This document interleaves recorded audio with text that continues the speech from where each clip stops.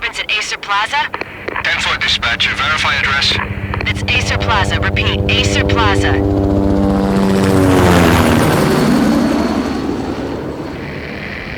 Shots fired on the rooftop. An assault in progress at Acer Plaza. Repeat, an assault in progress.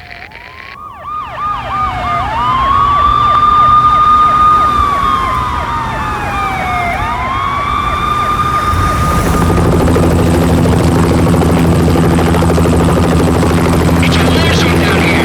1085 dispatcher, need additional units. Additional units now. Officer in danger. Officer in danger. 10-5, please repeat, 10-5, all units, emergency. Officer in danger, Acer Plaza, repeat, Acer Plaza, all units. They were all dead. The final gunshot was an exclamation mark to everything that had led to this point. I released my finger from the trigger, and then it was over. To make any kind of sense of it, I need to go back 3 years. Back to the night the pain started.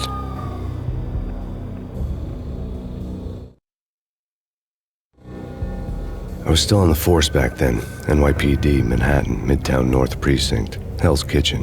So when are you coming to work for me, Detective Payne? You'd make me work undercover in some hellhole. Sorry, Alex. Michelle and the baby come first. See? My last smoke. It's bad for the baby. That's you, Max. A regular Boy Scout. See, Alex. Still on for poker Thursday night, right? Like taking candy from a baby. Life was good. The sun setting on a sweet summer's day, the smell of freshly mowed lawns, the sounds of children playing, a house across the river on the Jersey side, a beautiful wife and a baby girl. The American dream come true. Honey, I'm home. But dreams have a nasty habit of going bad when you're not looking. The sun went down with practiced bravado. Twilight crawled across the sky, laden with foreboding.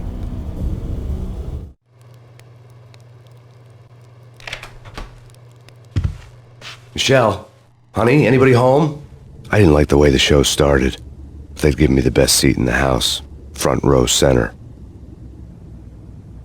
What the hell? Something ugly had been tattooed on the wall, a map of things to come. It was a poison syringe, a magic tag full of diabolical meanings.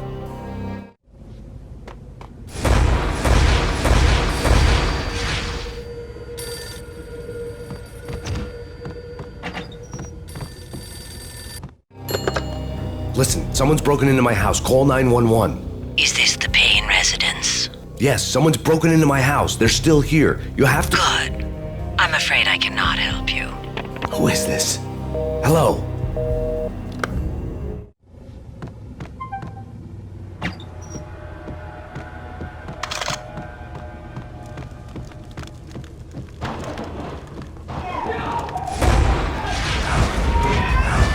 Michelle!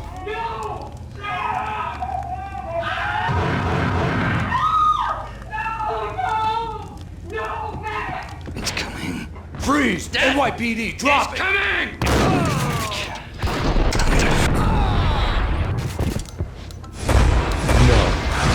No, please, God, no. The flesh of fallen angels!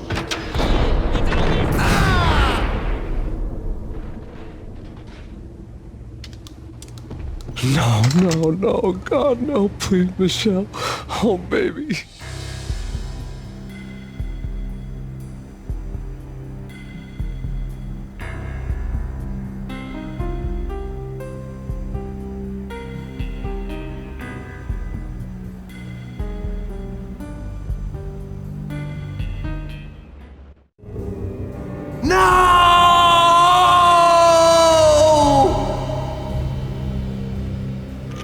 That was 3 years ago.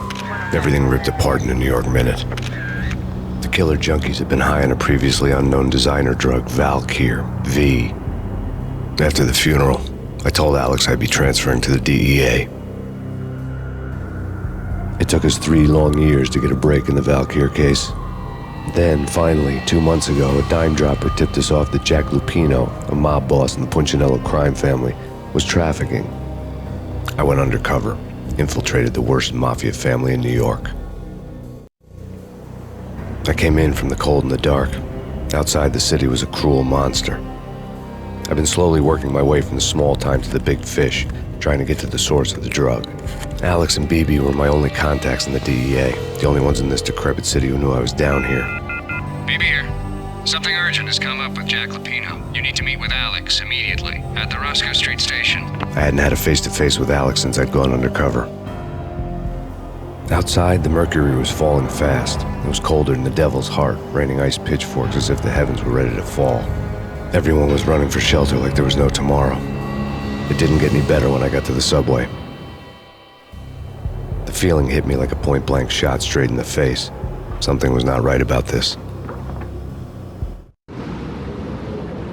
My Beretta stirred nervously under my coat, but the train doors had already shut behind me, and I was in for the ride. Next stop, Roscoe Street Station, and Alex.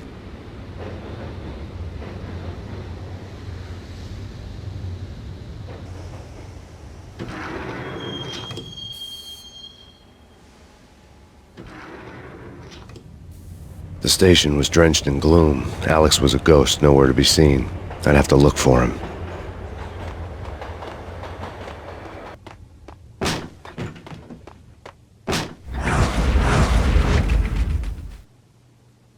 Death was in the air at Roscoe Street. I'd have to find Alex fast.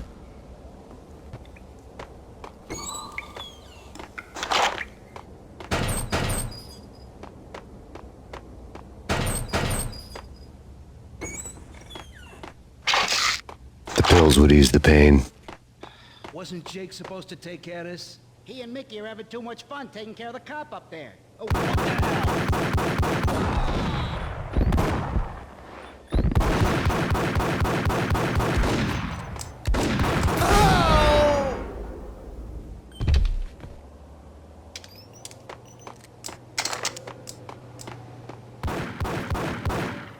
Yeah, he's dead, all right. Hey, it's me you're talking. What the hell?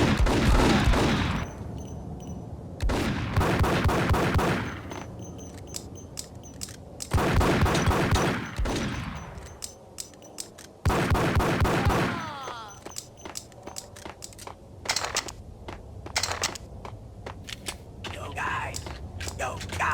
Hey, we're getting over. Hey,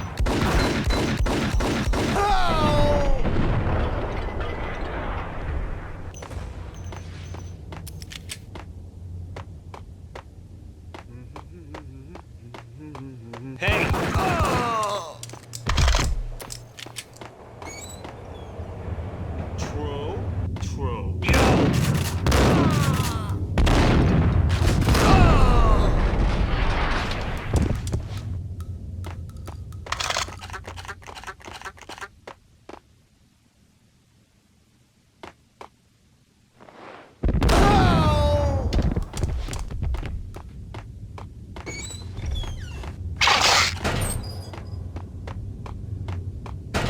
While looking for Alex, I had ended up in the middle of a big-time crime operation.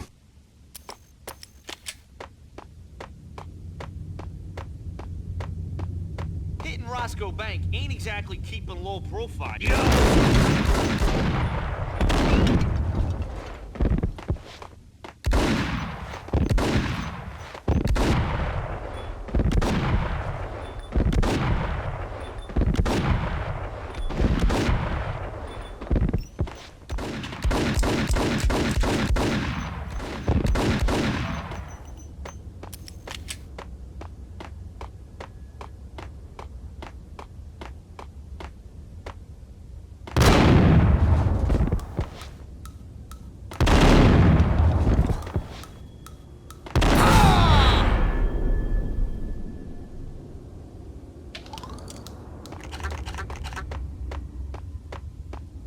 The gate was locked. I would have to find another way to get to the tunnel.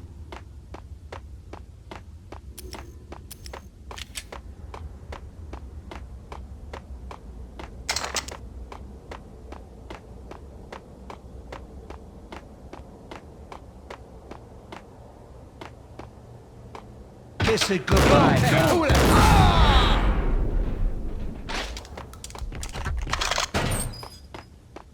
You saved me, man. What's going on here? A massacre. These armed thugs just appeared from nowhere. We need to get help. I can make the call from the control room 1 floor up. Can you take me there? Sure, sounds good. Follow me.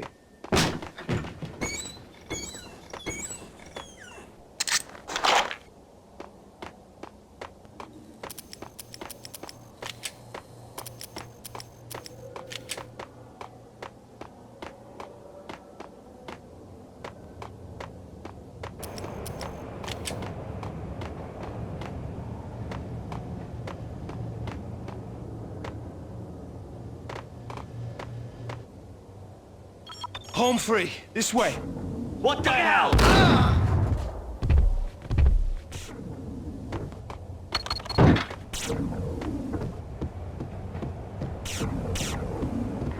Got him down.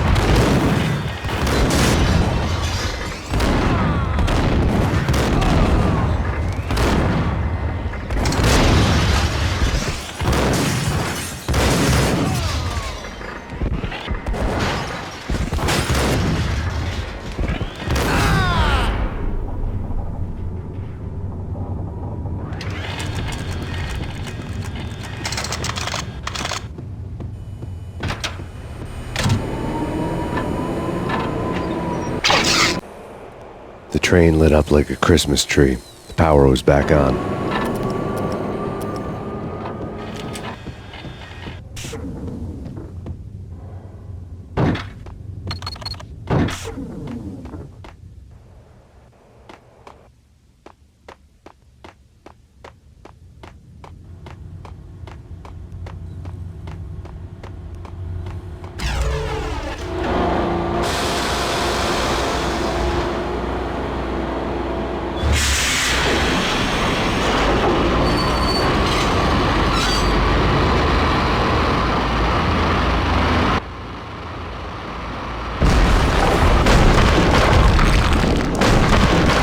So much for being subtle.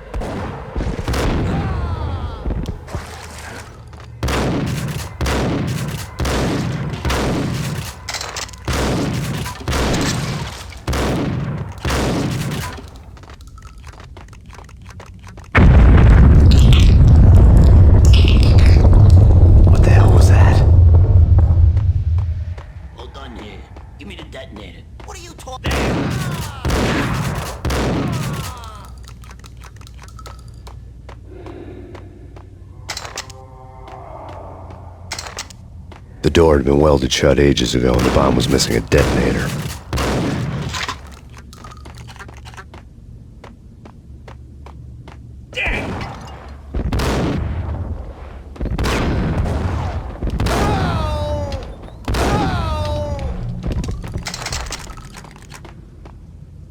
Okay, fellas. The police are on their way.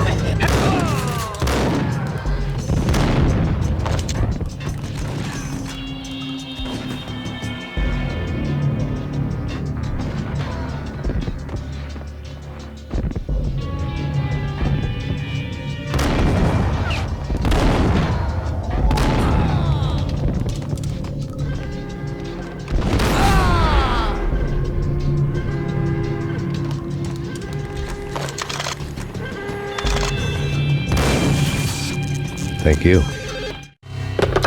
We come to you now live from the crime scene. Who is this?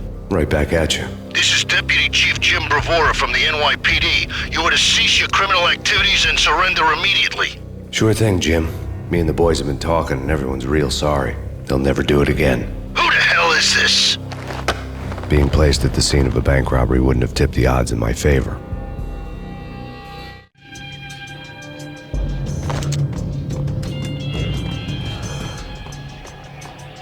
The bank robber's score lay on the table. The bank robbers have been after Acer Corporation bonds.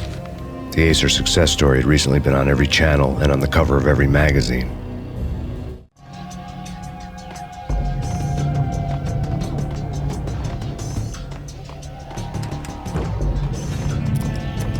The bank robbers had left their tools on the table. Judging by the detonators, the crooks had bought enough explosives to send Lady Liberty into orbit.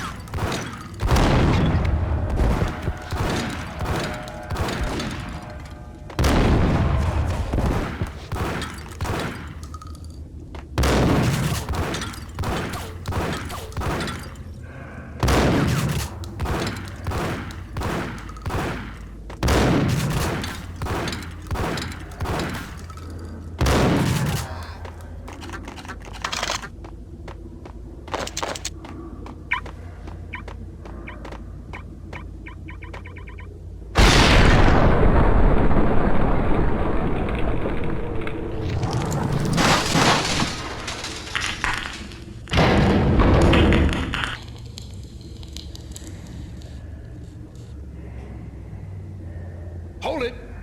Max! Jesus, you almost gave me a heart attack! I nearly shot you! Alex, we're glad to see you. What the hell's going on? There are more corpses here than at the city morgue! It's an armed robbery. A tunnel job straight to the Roscoe bank vault through the old station wall. Is this why... This is Lupino's gig? This is Lupino's doing? Lupino's men? Really? You sure know how to pick a place? Can you get through? No, it's locked. We gotta get out of here. If it's Lupino, it's... Alex? Alex! There was nothing I could do. He was dead. I could tell by the empty, accusing stare of his eyes.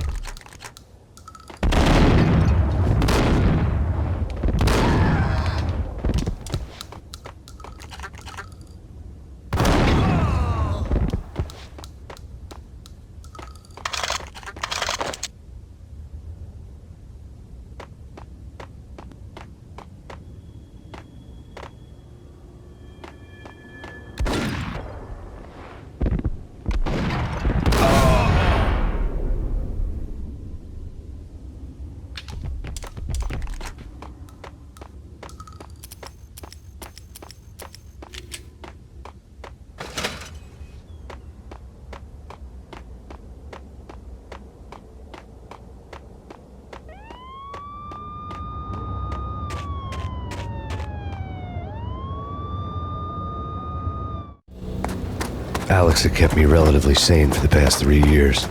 Now I didn't know how I felt. Somehow he had stumbled upon something big and ended up stepping on Jack Lupino's toes. Lupino ran his racket of sex, drugs, and contract killings from a sleazy hotel in a slum block of tenements. The NYPD was closing in. I could hear the sirens. Their wail was a crescendo. Lupino thought he could get us by taking Alex out and leaving me to take the fall for it. All he had gotten was my attention.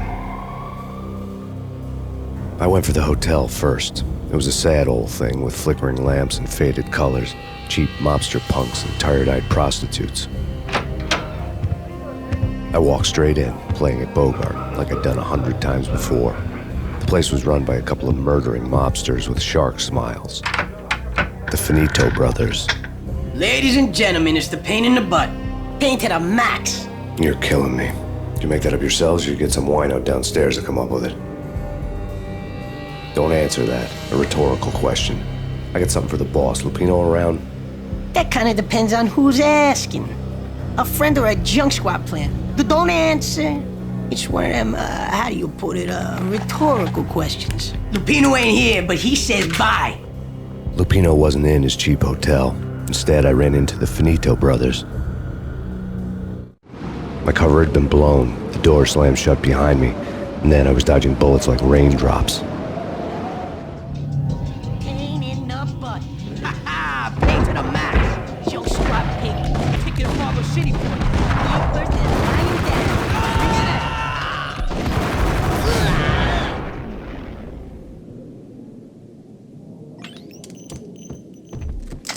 A letter on the desk caught my eye. I had met Lupino only once. The gangster ran all his rackets through his right-hand man, Vinny Gagniti. Gagniti was a high-strung whiner on the verge of breaking apart, like an overamped Energizer bunny.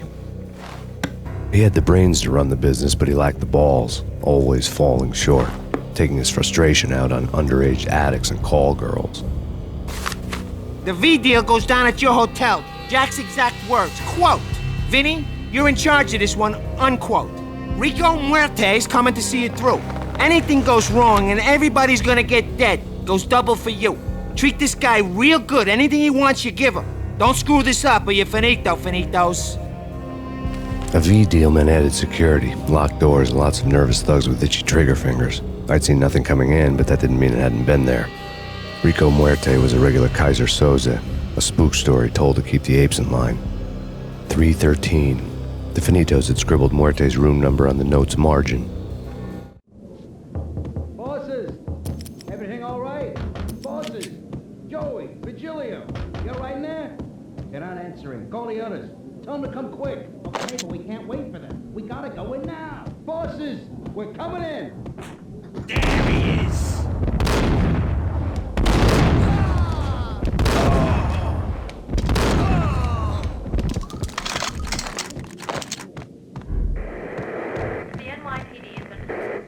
In his press conference today, the mayor stated that Valkyr represents a clear danger to New York and called for drastic actions to eliminate the problem.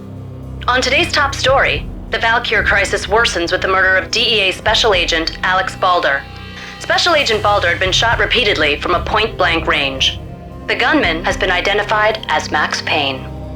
The noose is sure to tighten around this fugitive criminal as more NYPD units join the search to apprehend him. I had just gotten my 15 minutes of fame.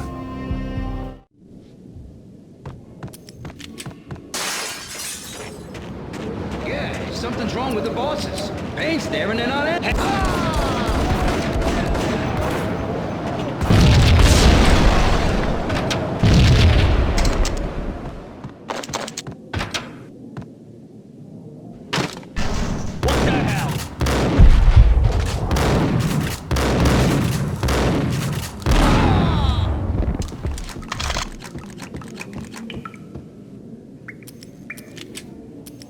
Previously, lords and ladies. Lady Amelia, Marquis Valentine asks for an audience. My lady. An all-new episode of Lords and Ladies, brought to you in part by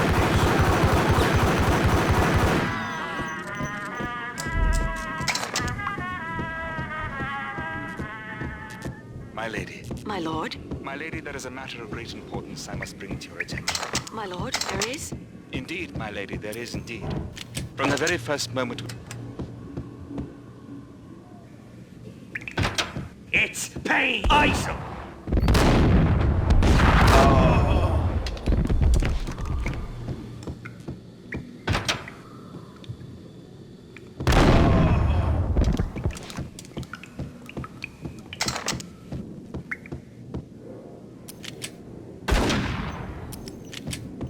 Piece of crap! Got him down!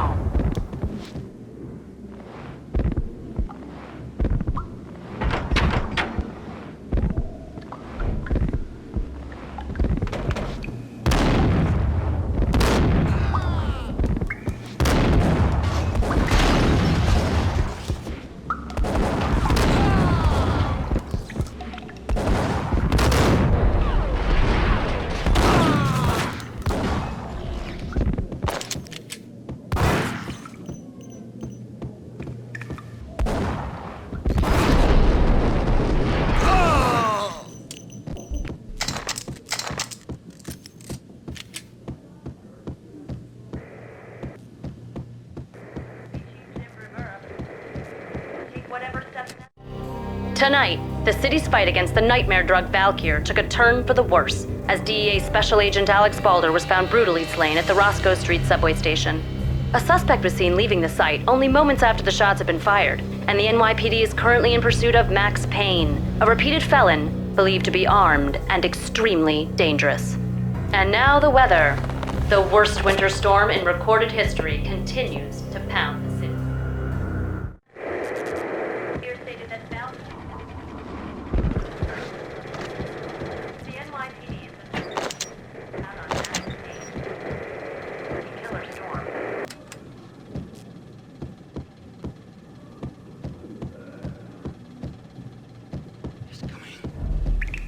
V-head junkies could go off without a warning. I had to be careful.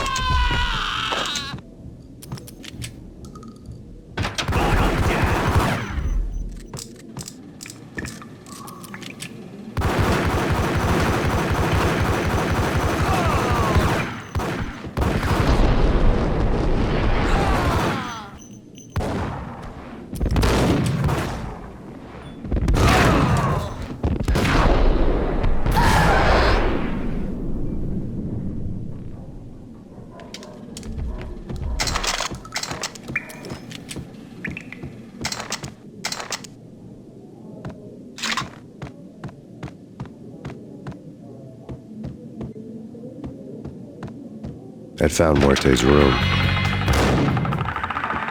Muerte had received a letter.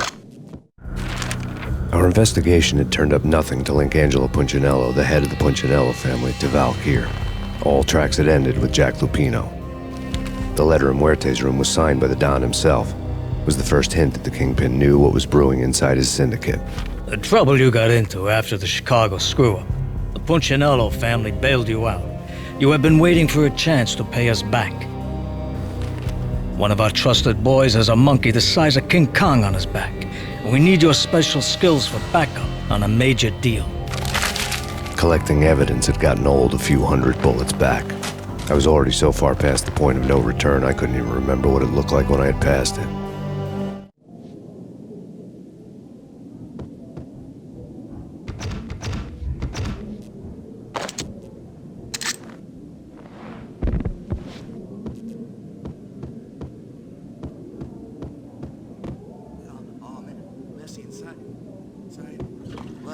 Hey!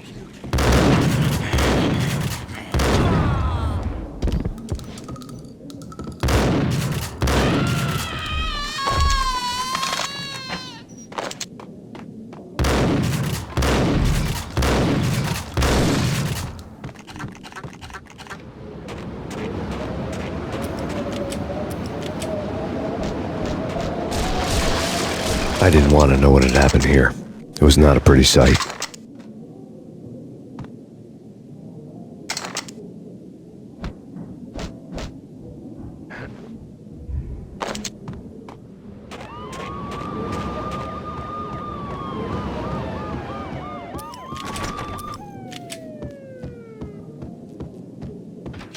Whack the sucker!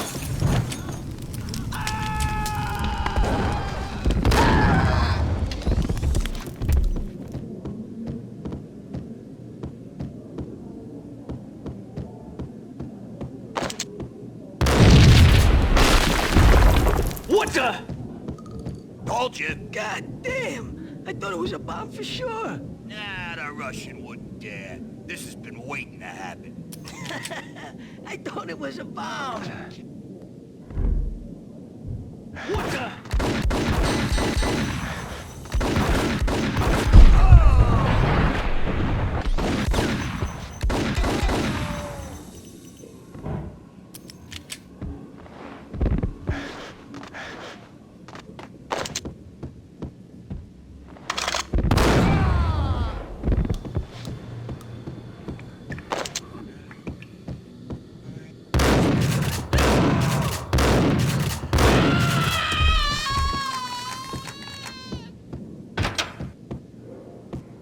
The hooker had left her diary on the table. The diary belonged to a hooker named Candy Dawn. The read would have made a vice cop blush. Had talks with the mystery hag over the phone again. Sent her the latest One-Eyed Alfred tape. As long as the hag keeps paying for the tapes, the old man could come every day for all I care. She had a nice sideline, making secret X-rated flicks of her clients and selling them to the highest bidder. It would get her killed if her V-fix for the day didn't do it first.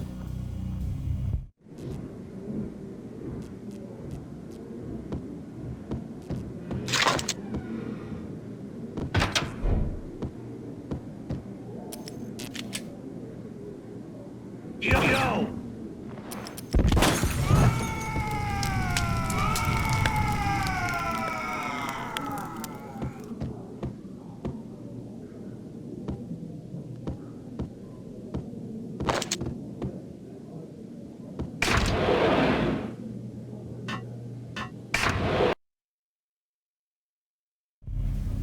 The old service elevator rumbled down to the bowels of Jack Lupino's hotel.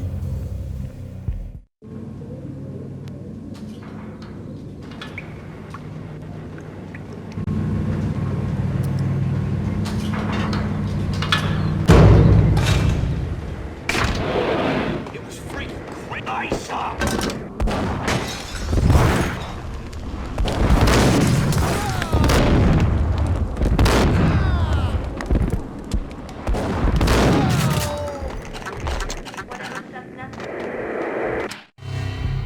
A winter storm warning is in effect in the whole tri-state area, as both freezing rain and heavy snowfall continue. Many roadways are already closed, and people are advised to stay indoors.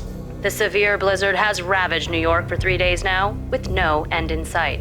We'd been snowed from the start in the Valkyr case. The forecast said there was plenty more where that had come from. But the snowbound city was on my side. Less chance of innocent bystanders getting caught in the crossfire.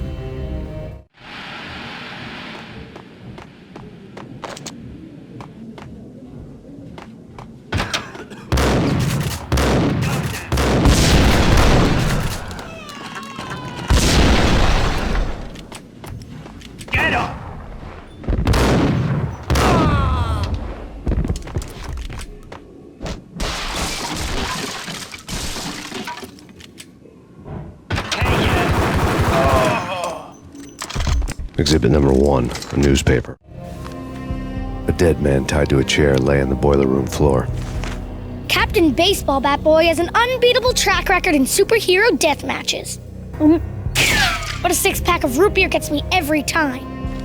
The murder weapon was a baseball bat, now lying in a pool of drying blood next to a newspaper folded open on a Captain Baseball Bat Boy comic strip. Take vampire movies. Why are they always set in L.A.?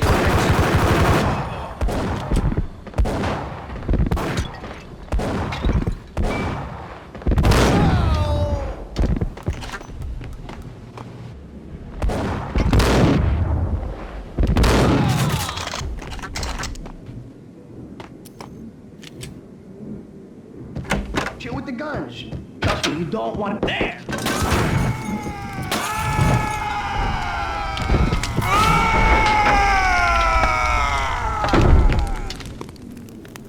A lifetime ago, this would have gone down as a narcotics arrest.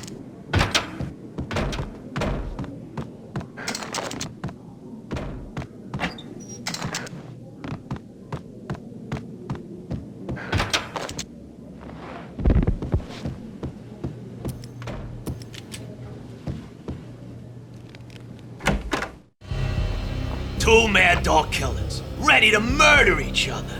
They step into the next room, and I'm thinking, now they're gonna do it. But no. They sit down in front of a TV and solve their differences with the Kung Fu fighting video game. I tell you, Candy, I was so depressed, I strangled them both with the video game cables. Oh, Rico, you're so bad. I am, ain't I? Rico Muerte, big-time hustler. Who the hell? It's that cop. Muerte went for his gun.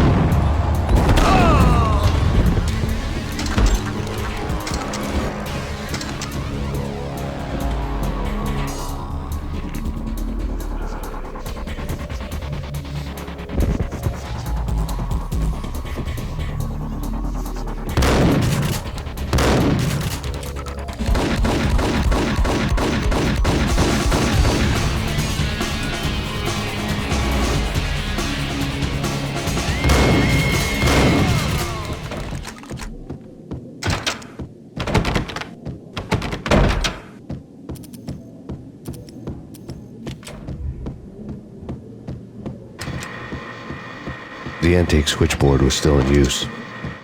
There was an old telephone switchboard in the back room of the reception area, the kind that made phone tapping child's play.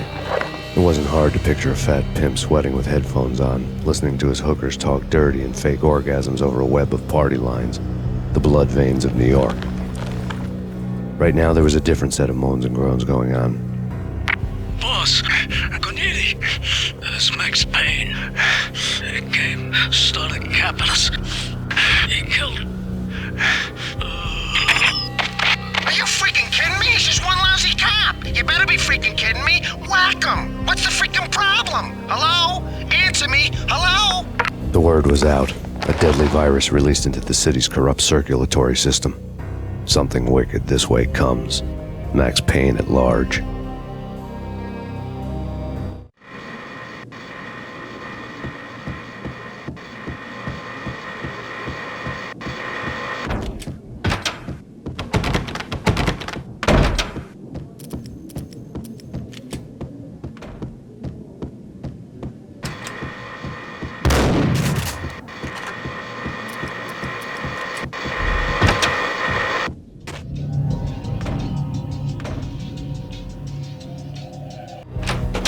Turn around, walk away, blow town. That would have been the smart thing to do. Guess I wasn't that smart. Lupino's tenement buildings were a seedy hangout for all kinds of sleaze. A liquor store, a pawn shop, a laundromat full of mobster bookies and loan sharks. The list went on. The how and why of it was a mystery to me, but they knew I was a cop. They knew I was coming, and they were going to get real trigger happy about it. I got to see Lupino's hangout all lit up. A bomb went off, turning snow into liquid gold. A pillar of fire lifted the remains of a car straight up into the air. The flames were highlighted on the hood of a black Mercedes-Benz as it coasted down the street real slow, as if the driver didn't have a worry in the world. I got a good look at the man riding shotgun. It was Vladimir, the head of the local Russian mob, the fly in Don Punchinello's soup. The ringing in my ears was the sound of a mob war being waged.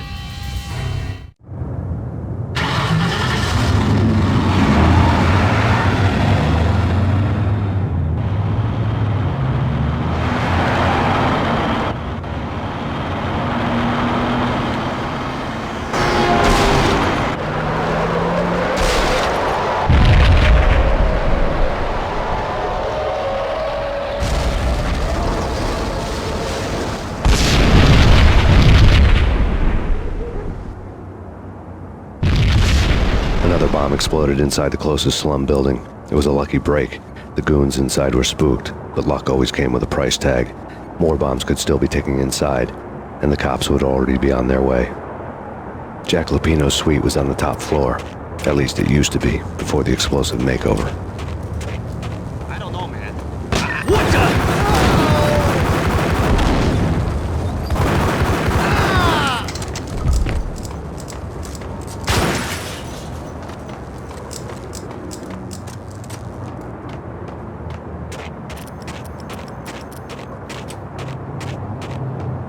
The headlines were depressing. The headlines were screaming bloody murder. The storm was a screaming duet with the approaching prowl car sirens. It was all a scream when you were down for the count and wanted for murder. Read.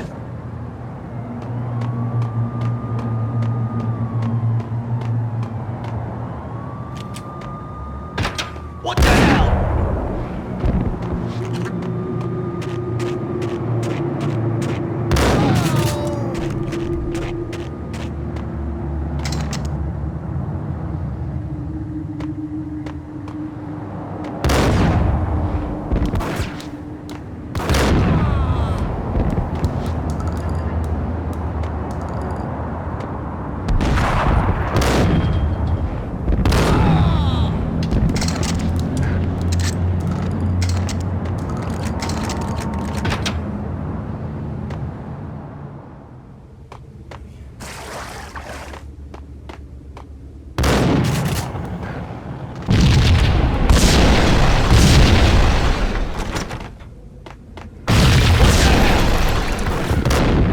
The whole building was rigged with explosives.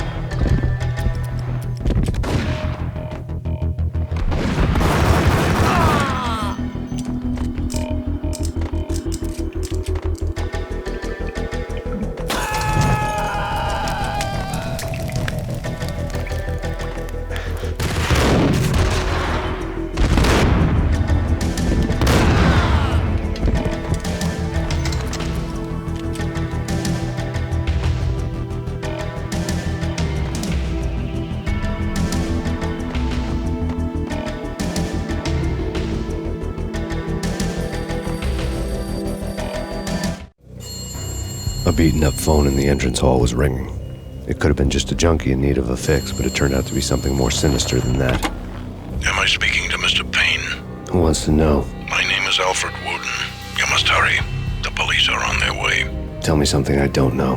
They know you're there. How? And what's it to you? I will contact you again. The cops arrived, sirens singing in the off-key harmony of a manic-depressive choir. I had a few minutes while the SWAT team would go through their usual routine. By the time they busted in, I needed to be long gone.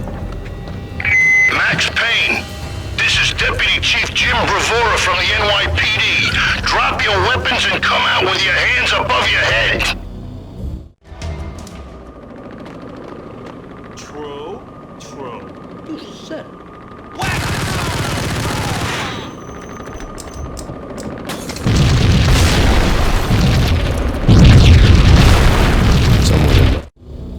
Suddenly it all made sense. The bombs, the Russian mob boss making an appearance in person. Gognitti was his usual self, all talk and no walk. After our hit, the Russian has only a couple of guns left, and they can be bought. There's no freaking way he has the guts to try anything after that. As it turned out, the Russian had plenty of guts.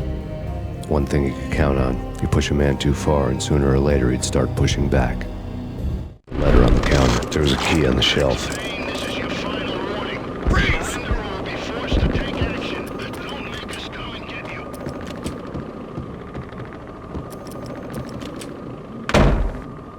Hold it!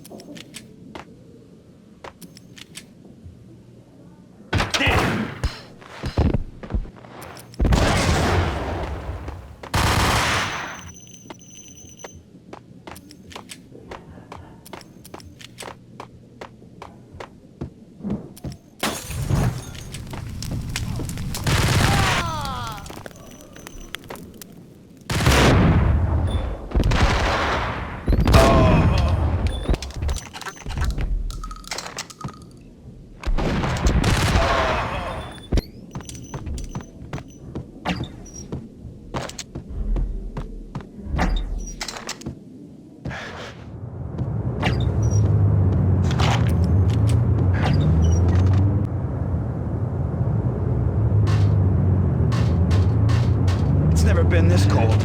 Never ever. It's like the sky's falling. Yes, sir. It's the world as we know. Man, I don't feel fine. To get to the roof, I'd need to get to the elevator through the locked door up ahead.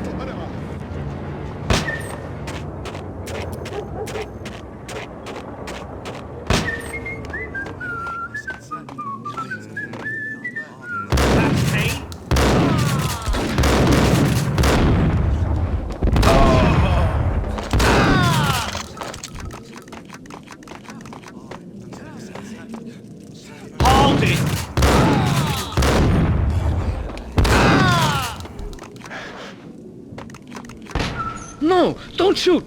You know the clowns at the laundry? Me? No. You're no good to me then. What? No, the laundry, yeah. I know him, yeah. Get me in there. Okay.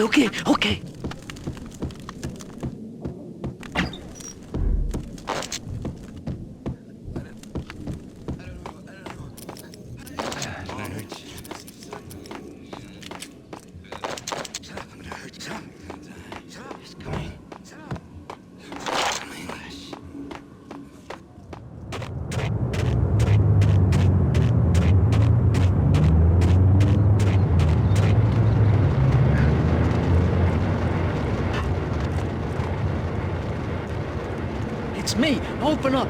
Let me in, quick. Not so fast. The password. John Woo. Come on. Okay, John Woo. All right. Come right in. It's a trap! There he is!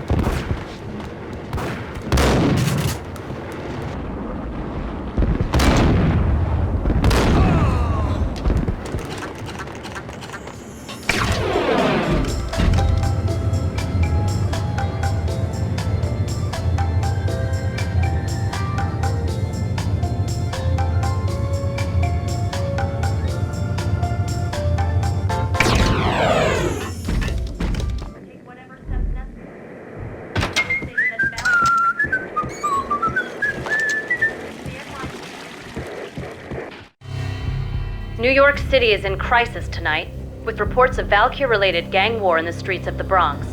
Apparently, Max Payne, wanted for questioning in connection with the slaying of a DEA special agent earlier tonight, is waging a one-man war against his former partners in crime. Among the listed casualties so far are notorious mafia members Joey and Virgilio Finito, as well as Rico Muerte, himself a fugitive from the law, and a suspect for several murders in the Chicago area. The NYPD has been placed on full alert. A citywide APB has been put out on Max Payne. Deputy Chief Jim Bravura has promised to take whatever steps necessary to bring him to justice. What those steps may be remains to be seen. For NYCNN TV News, this is Kira Silver. Hey!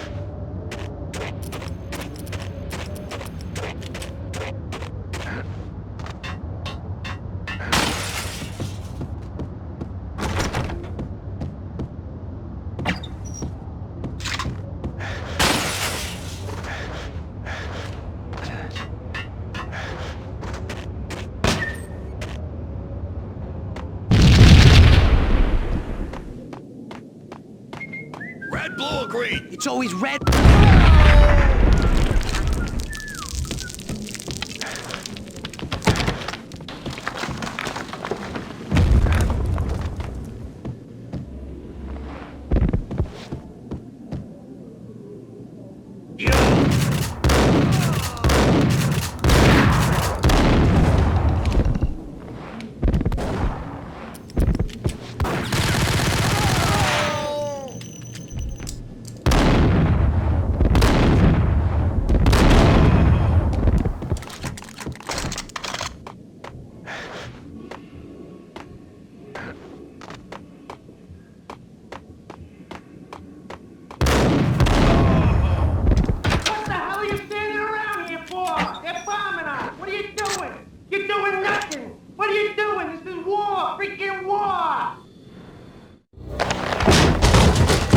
Vinny got needy. Just the man I've been killing to see. Payne? Freaking fed! I knew from day one there was something screwy about you. What do you think you're doing? You're a freaking cop. You ain't got squad on us. You can't just come in here waving your piece like it meant something. Yeah! Oh my God! Oh God, you shot me! Ah! You're dead, Payne! What the hell are you waiting for, you apes? Kill him! Kill him! With pleasure, boss. Gagnetti bailed. I made like Chow Yun Fat.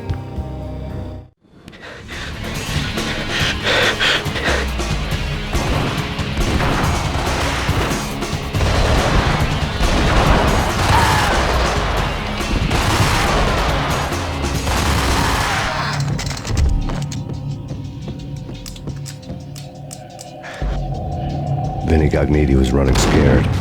He could run, but with a bullet in his stomach like a broken bottle of Tabasco, he was quickly running out of time. He knew where his boss was, and I wanted to square things up with Jack Lupino. Gognitti would be moving fast. I don't know about angels, but it's fear that gives men wings.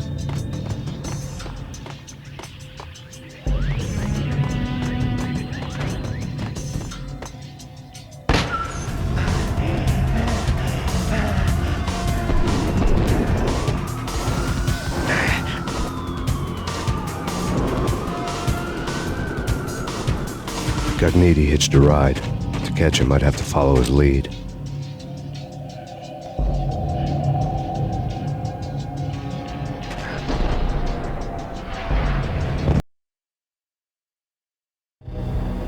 This was my second train ride of the night. The way it started didn't promise anything better than the last one. Freezing wind tearing at my face like sandpaper and razors, ice hard and slick under my hands and feet, and somewhere in the background the wail of sirens, the city howling after me. New York sped by in fast forward, dark rooftop water towers and a dead forest of antennas and chimneys, all a blur. When the train he was riding slowed down, Gognitti made his move.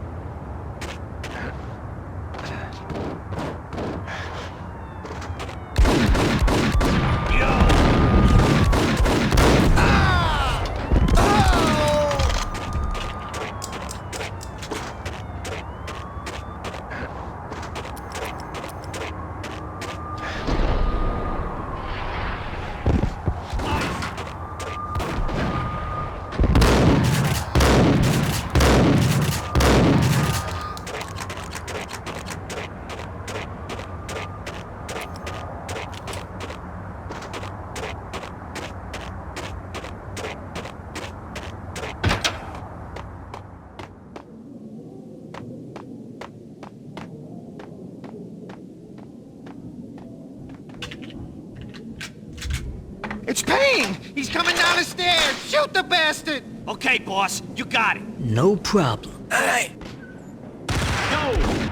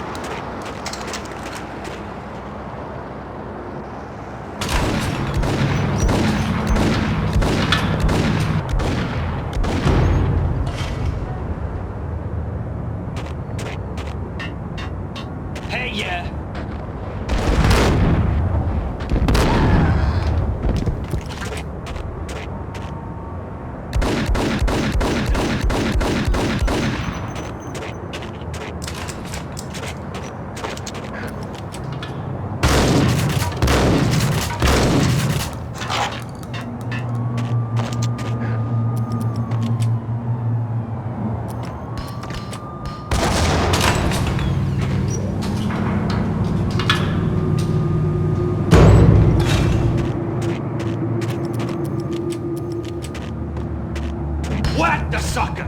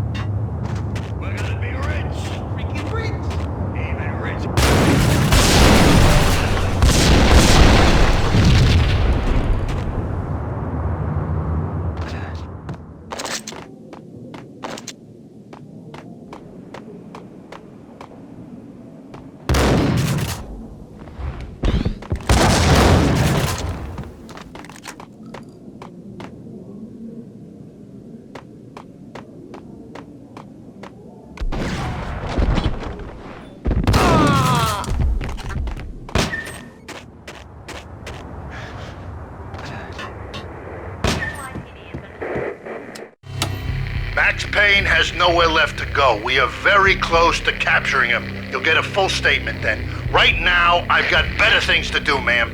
That was Deputy Chief Jim Bravura from the NYPD with no further comment at this time. Apart from his suspicious food habits, I figured Bravura to be one of the good guys. Fate had just dropped us on different sides in this. But when it came to capturing me, he was way out of his league. I had already ditched the cops a couple of rooftops back. For now.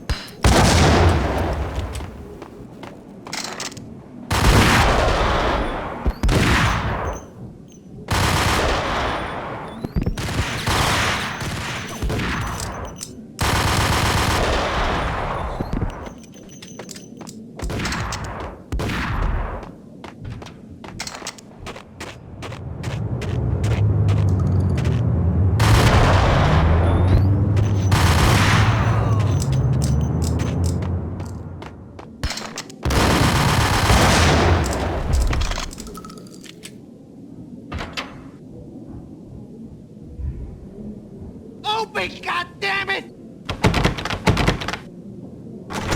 Payne! I'll kill you, you lousy freaking...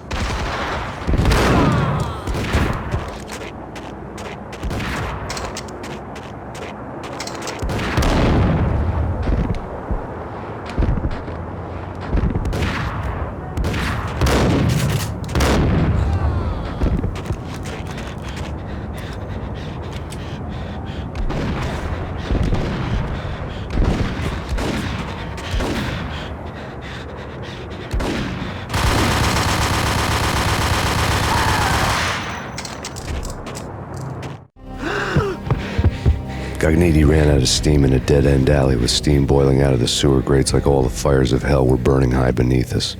It was shakedown time. Where's Lupino? Screw you! Bad start, Vinny. Police brutality! I rate pretty high on that. You can't just hurt me in cold blood! Just keep telling yourself that. Listen good, Candyman. I'm not gonna be anybody's fall guy. I want to know where your boss is hiding. There was no glory in this. I hadn't asked for this crap. Trouble had come to me in big dark swarms.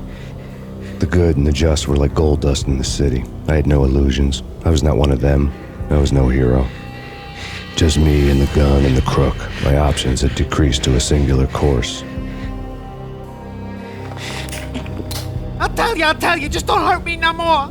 Lupino's at Ragna, the nightclub. Book me, take me, hold me to the freaking jail, just don't hurt me.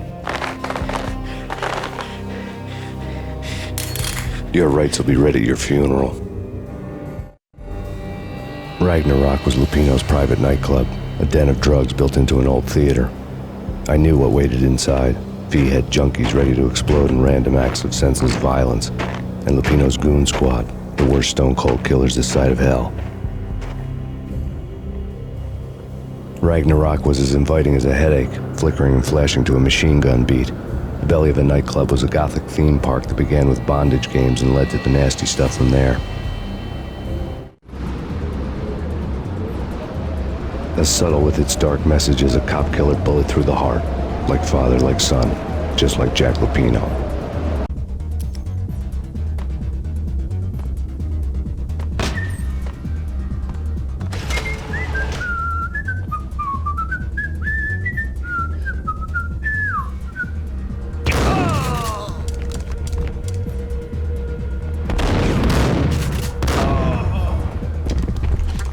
The book. Given the setting, I was surprised to find that somebody had been passing time reading. The paperback was entitled, The Age of Murder and Storm. The blurb on the back mentioned Norse mythos and Ragnarok, the end of a Viking world with a terrible winter that covered the earth in ice, when vile crimes were rampant and all humanity lost. I could see how somebody impressionable might get it into their head that we were at the end of time. I was also beginning to see what the nightclub and its owner were all about. It had never been a bestseller.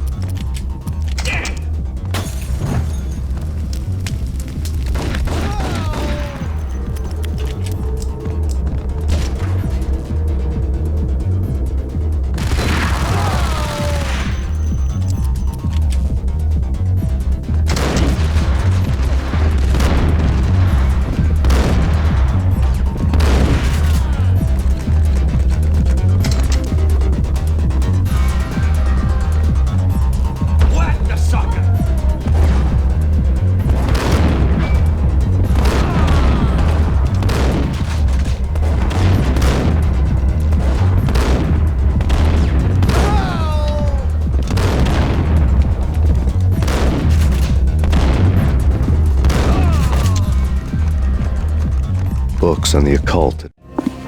The room was stacked with light reading, such as Necronomicon, Witchcraft, and Paradise Lost. Old exotic titles like Malleus Maleficarum and De Umbrarum Reini Novum Portus. Books with pentagrams on their covers, all dealing with the occult and the infernal, lying between stacks of horror videos and a couple of Ouija boards. The only thing I could take seriously was the thought of Lupino taking it seriously. He had been spending a lot of time getting intimate with the guy downstairs. Been piled on the table.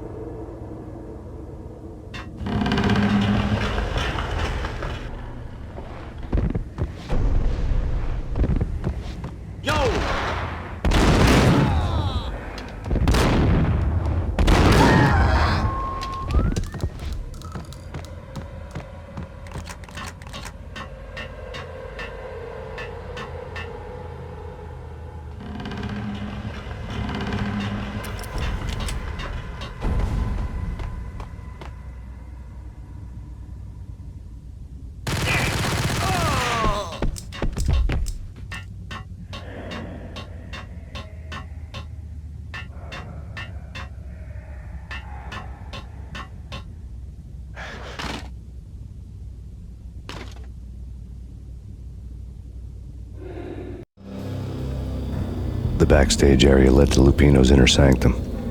The hot air inside was like an invisible wall, thick with incense and something else, a sickly sweet smell that made you gag. This was the rotten core of the Big Apple. Lupino lurked somewhere ahead, like a spider at the center of his web, waiting. The vapors in the air started to make my head swim. Torn pieces of a letter lay. Punchinello had threatened Lupino in writing. The note had been torn to pieces, bloody fingerprints all over them. Don't want you to think that one of my boys is not playing with a full deck. Shape up, Jack. We are running a business here. I'd hate to send the trio to strong-arm you. The trio were the Don's notorious henchmen. It was obvious that Lupino hadn't been intimidated by the threat. Scattered on the sofa. Lupino's notes covered the table. Jack Lupino was crazy, all right. The table was scattered with notes of demented arcane nonsense written in rusty blood, a mishmash list of demons, devils, and dark gods evoked. Beelzebub, Asmodeus, Baphomet, Lucifer, Loki, Cthulhu, Lilith, Hela, blood given to you all. He was after that old Faustian deal, your soul for power and fortune. Just sign on the dotted line with your blood. Lupino's notebook lay. Jack Lupino was crazy, all right. Mythic wolves, let loose to devour the sun and the moon. Lupino is the wolf. I'm Mr. Beast, the big bad Fenris wolf.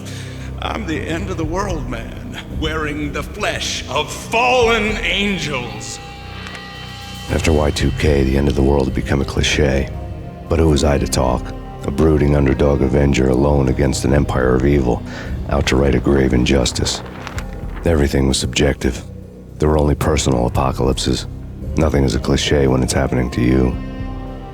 And the pedestal. The flesh of fallen angels! Come to me all! Astaroth, Beelzebub, Asmodeus, Baphomet, Lucifer, Loki, Satan, Cthulhu, Lilith, Hela! Blood to you all! Secrets living under the skin of reality. I've seen it. The corruption of flesh.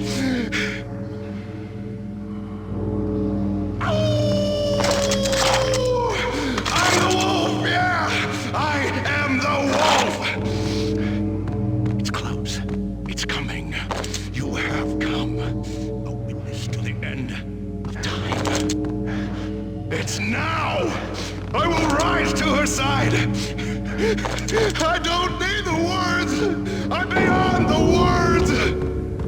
What the hell?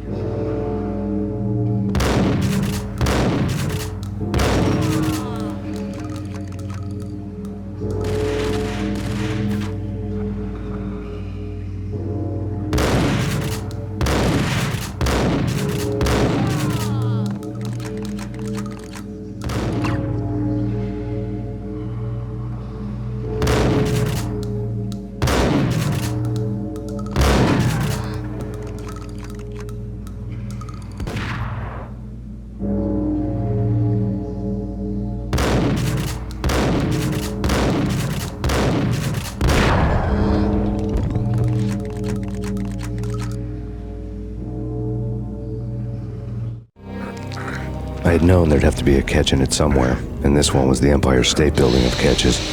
Lupino was pumped up and dying to go 15 rounds with a mutant alligator. And then he started this spooky monkey talk, straight from a bad dream. Mine. I have tasted the flesh of fallen angels. I've tasted the devil's green blood. It runs in my veins.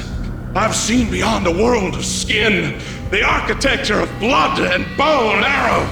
Death is coming! She is coming, and hell follows with her. This is the twilight winter. I am ready to be her son. Her time is now, and all who stand in her way must die!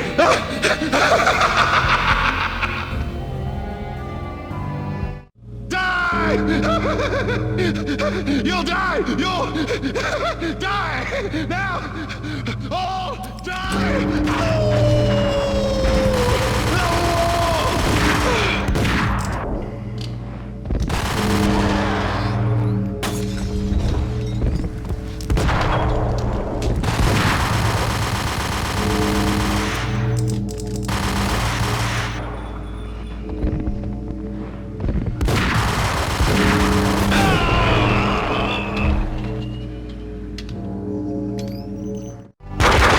Lupino finally went down.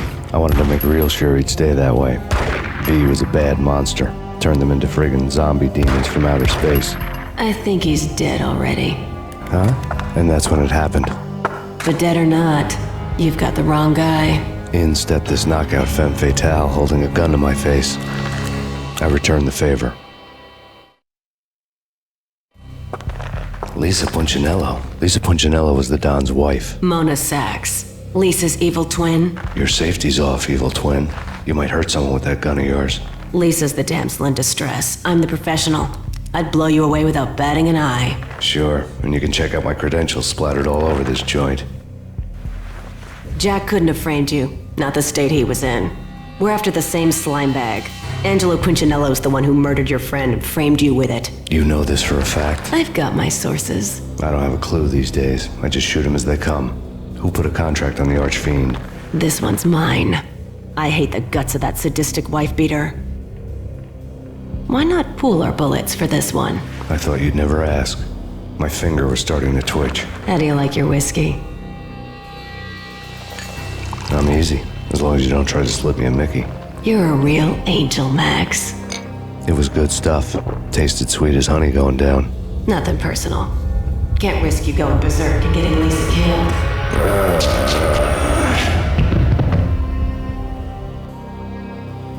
The nightmare was always the same. Violent shapes moving in darkness, old and ugly. The killer's mad laughter was a riddle filled with wicked innuendo.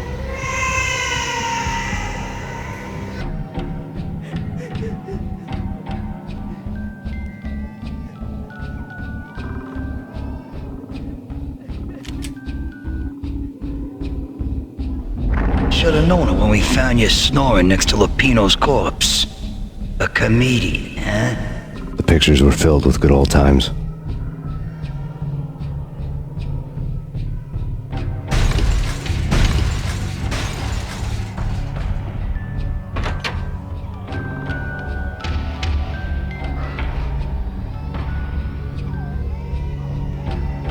I really left the wet.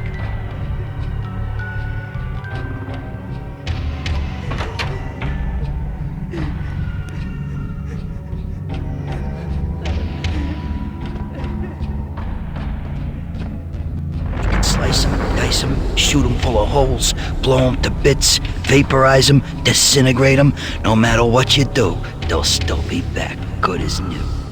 Michelle's diary lay on the table. Max, no, please, Max. Why? I didn't mean to. I'm sorry.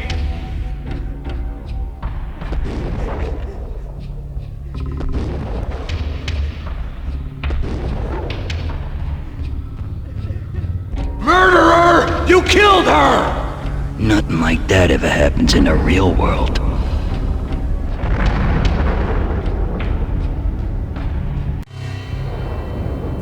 woke up in a bad dream. My head felt 2 sizes too small for my brain. Max Payne. I envy your name. And the killer was smiling. Pleased to meet you. I'm Frankie the Bat Niagara. Niagara, as in you cry a lot? He had a baseball bat and I was tied to a chair. Pissing him off was the smart thing to do.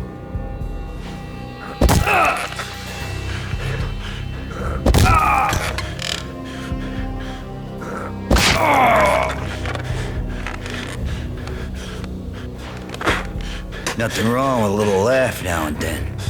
Take me, for example. I love to watch cartoons. Cartoon violence is a fascinating thing. Let's take a break. I need to take a leak and maybe grab a cold one at the bar. Don't worry. I'll be back to finish this off. And then, it's checkout time. You play, you pay, you bastard. He swaggered out, and the door clanged shut behind him, locks clicking into place. Everyone makes mistakes.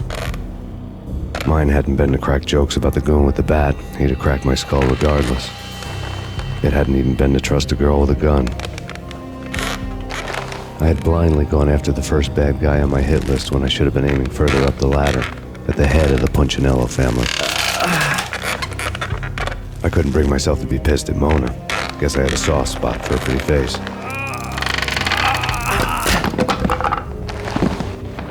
But when somebody decides to play baseball with your head, you tend to get sore.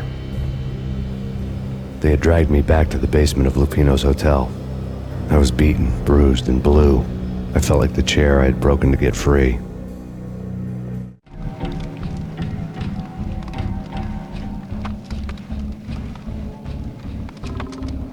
All I had was Niagara's bat, sticky with my own blood. Without a gun, I'd be no match for Frankie's men. I'd have to play hide and seek with them. It's Frankie. Hey!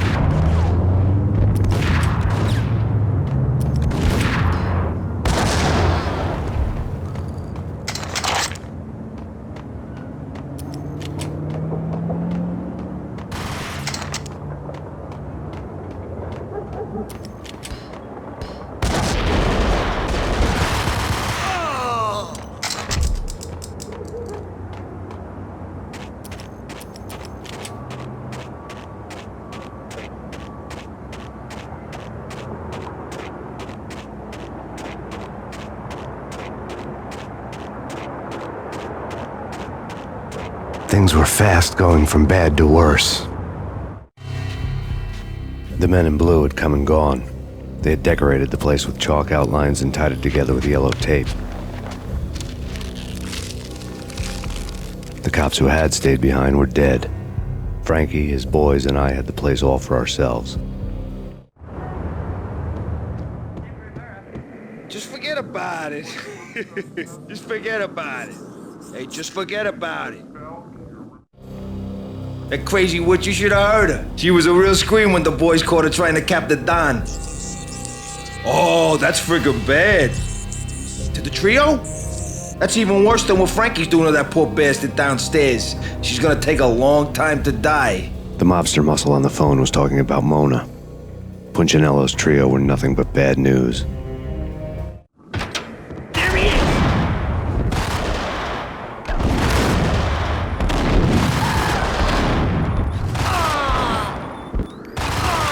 More evidence that Punchinello.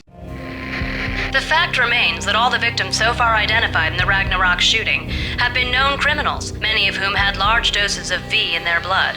Reliable sources say that Max Payne was also among those killed, although no body has been recovered at this time. Reliable sources. That meant somebody thought the Mafia had me, didn't want the cops snooping around anymore. The body would be delivered to them barely recognizable. Case closed.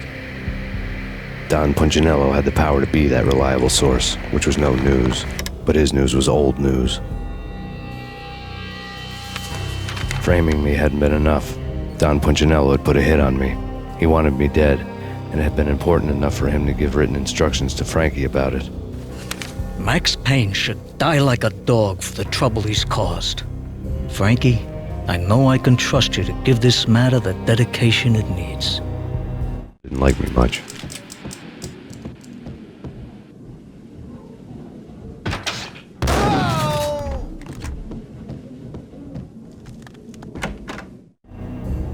The hotel bar was fast developing quite a history. True to his words, Frankie was there, having a beer. Jesus Christ. How the hell did you get loose? Got bored waiting. Thought, what the hell, we could just as well finish this here.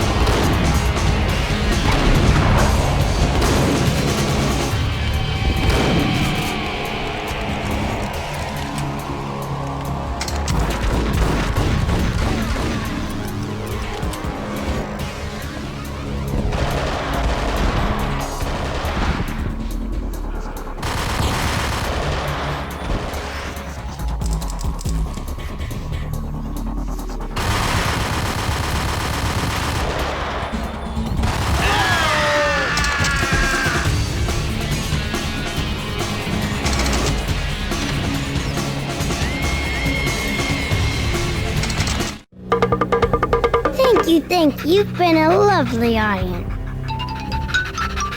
Had enough? I don't play with girls anyway. Unfair! I spotted the tail as soon as I left the hotel. A big black Mercedes. I'd seen the car before. That time it had heralded impressive explosions. Vladimir was back. Bang! You're dead, Max Payne. I might have laughed if I remembered how. What's this supposed to be? Cops and robbers? Look, you want something with me? Get in line. Peace, man. Relax. You know you are a real news item. Armed and dangerous. I am going to make you an offer you can't refuse. I've always wanted to say that. It's a bum rap. I've been framed. That's a moot point. Whatever you did or did not do, I'm sure you had good reason for doing it. Want to hear me out? I'm listening. Punchinello messing with V is bad for business all around. But that's not all. There is this guy, Boris Time, used to pull jobs for me. He's the captain of the cargo ship Charon. Now the bastard turncoat has gone over to the other side, Punchinello's. The ship's loaded with high-res hardware, guns, my business. If Punchinello gets hold of that cargo, he's won and I have lost. And you'll have your work cut out for you. If you want to get to Punchinello, you'll need heavy-duty persuaders. I am just the man to get them for you. Change the ship back under my flag, maybe pop 2 in the traitor Dime's head while you're at it. You'll get enough guns to start the apocalypse. You in or out? Let's get this show on the road. Vladimir was one of those old-time bad guys with honor and morals. which made him almost one of the good guys. None of us was a saint. The Brooklyn riverfront was a maze of rusty containers, sharp-boned cranes looming up from the snowstorm. On a night like this, you couldn't help but think of the dark army of dead men sleeping with the fishes, cement shoes in line. No Minotaur lurked in this labyrinth, but somewhere out there, on the clanking deck of cargo freighter, the skipper of the Chiron was waiting, like the ferryman of the river Styx.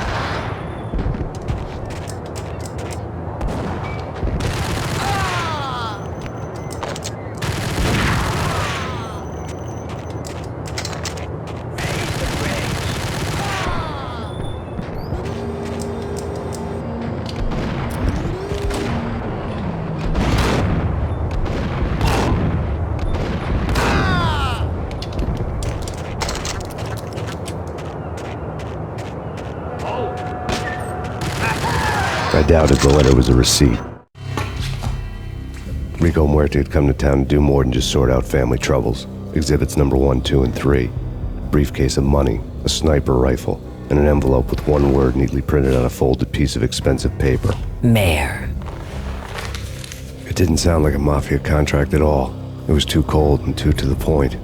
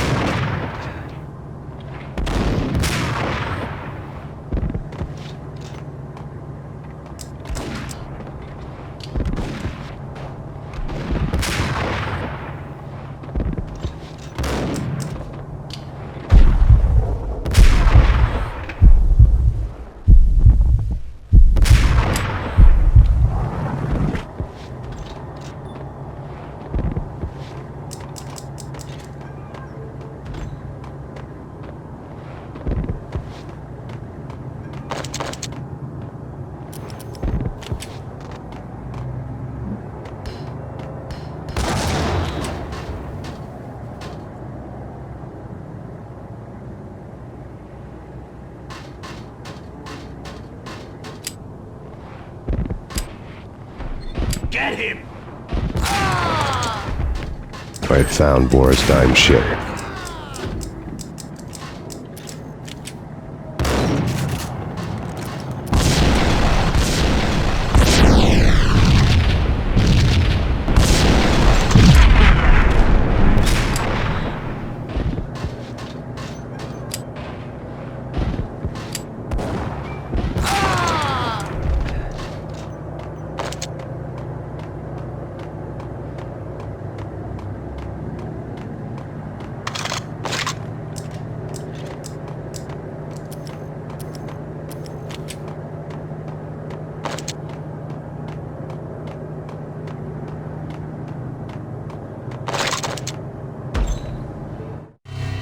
Rust had crept over the sides of the cargo steamer a long time ago. Boris Dime would be on board. I'd have to smoke half of his crew to even get near the gangplank. Guns were probably being kept in the hold, buried amidst the rats and oily water.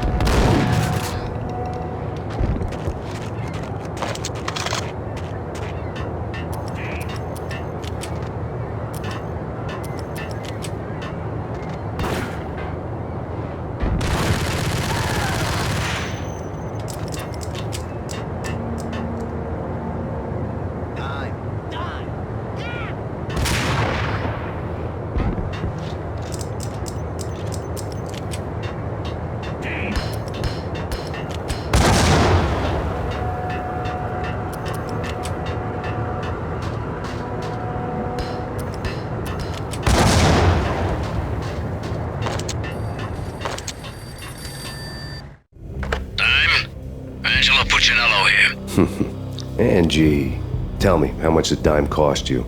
I bet it was more than his name. Max Payne. Right the first time. You're dead, punk. You sure you're not confusing me with Boris here? But you are right, of course. Pretty soon we should get together and have a talk. You son of a... Pissing Punchinello off was a dangerous game, but when people get mad, they make mistakes. I should know. That's where I wanted Punchinello, mad enough to trip over his own feet, preferably into a grave.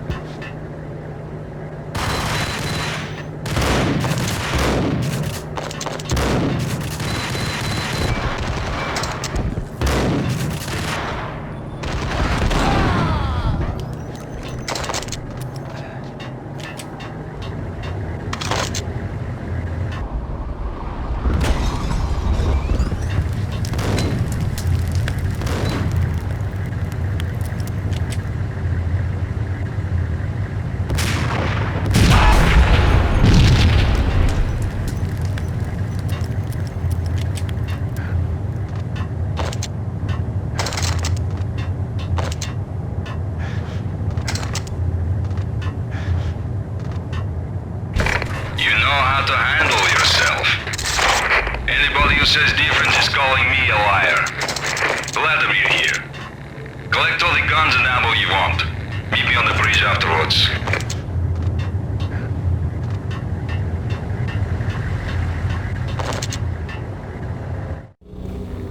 Did you get everything you need? Check.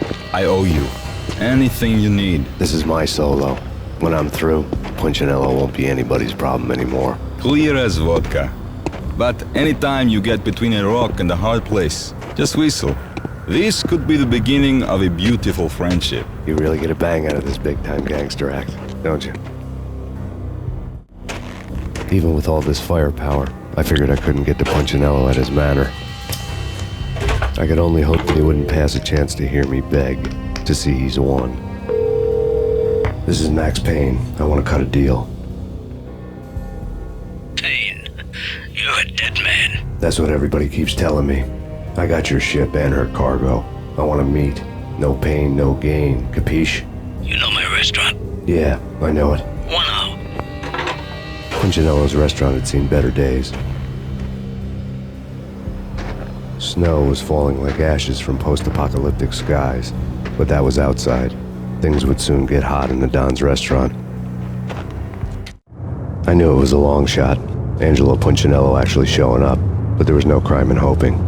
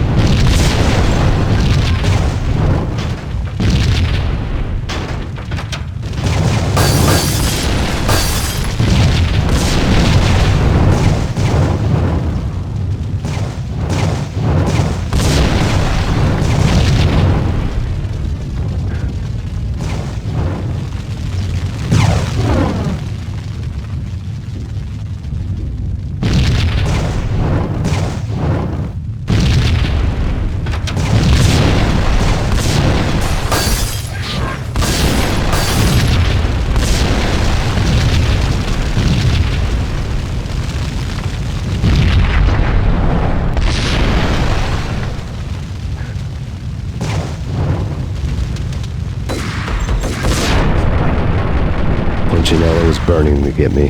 The feeling was mutual. He was trying to put out my flames with gasoline.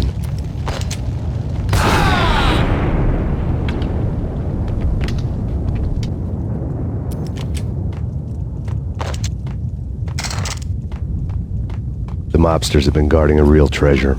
The way out of this disco inferno.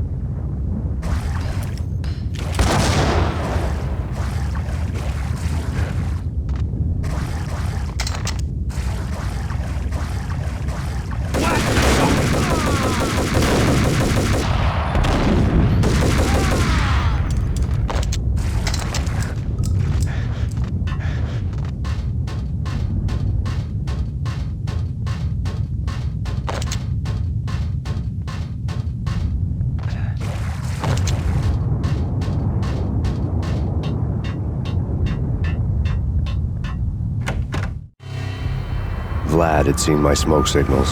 The Mercedes was revving to go, almost drowning out the banshee wail of the sirens. You coming? We'll drop you off at the Punchinello Manor. Sounds good to me. When this is over, look me up. I could use a professional like you. I'll keep that in mind. The night groaned with cold. The garden lights flickered nervously. In their light, the falling snow was dead white before the darkness ate it up. I had heard the stories. The trio were mad dogs. They'd have hung the heads of their enemies over the manor gates if the capo had only let them. Punchinello wanted pain. He'd see the pain. The trick in my situation was that there was no trick, no matter what the movies tell you. No rules, no secret mantra, no roadmap. It wasn't about how smart or how good you were. It was chaos and luck, and anyone who thought different was a fool. All you could do was to hang on madly, as long and as hard as you could. Someone had graciously left the back door open for me and killed the guards. My money was on Mona. I knew the trio would be standing between me and Punchinello. I had read their rap sheets, thick as phone books. No one would be walking out of here alive. The numbing cold of the broken night had followed me in. Upstairs, the trio tangoed down the manor halls to the silent rhythm of their murderous hearts. The blood of their victims rust on their lips. Vince Mugnano, Pilot Providence, a.k.a. Big Brother, and Joe Deadpan Salem. The pistol was a frozen lump in my hand, piercing the skin, gnawing me to the bone.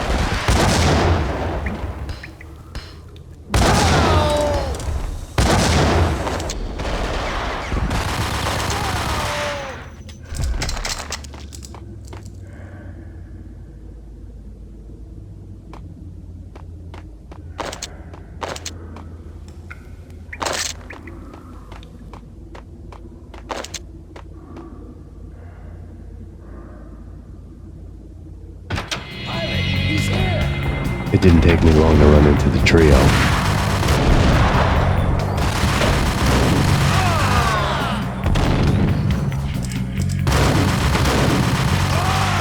One down, 2 to go. What the hell?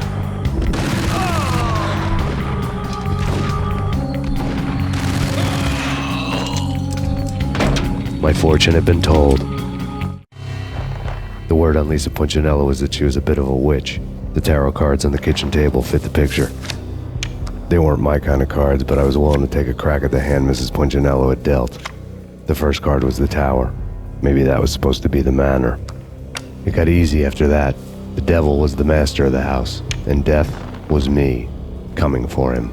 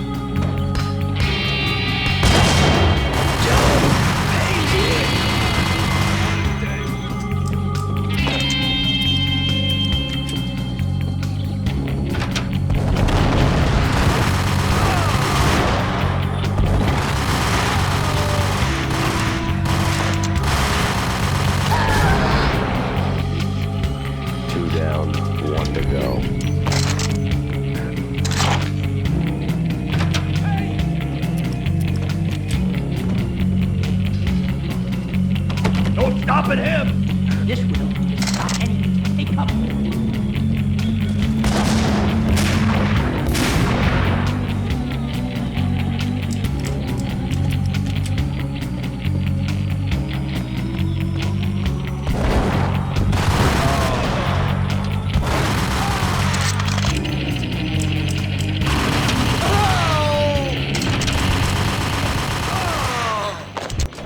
It was too late for her.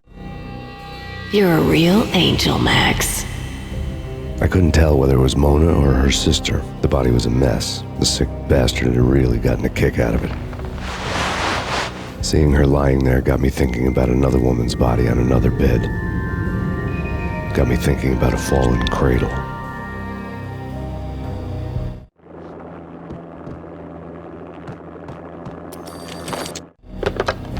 Max Payne. Talk to me. Alfred Woden, you've got company. An armed helicopter just landed on the manor grounds. You must hurry. The more the merrier.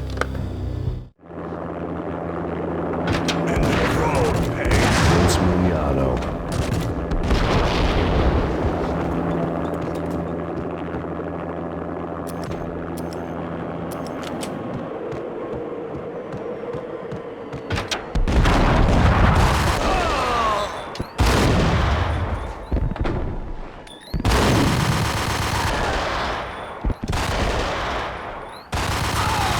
Punchinello's trio was done for.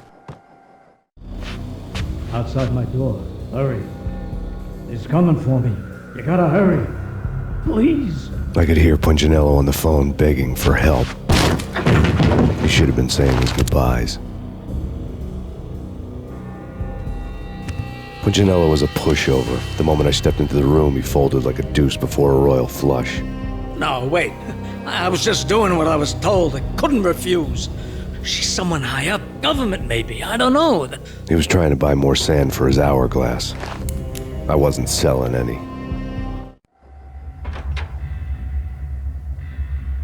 No, I told him nothing.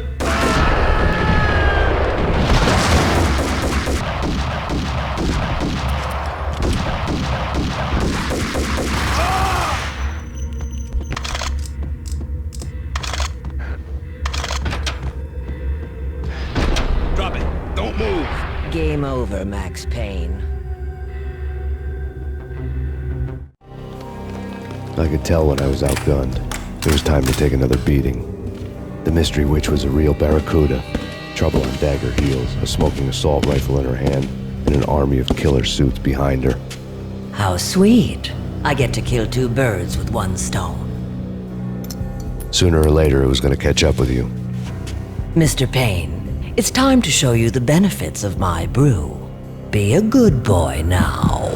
You'd find that Lady Luck was really a hooker. You were fresh out of cash.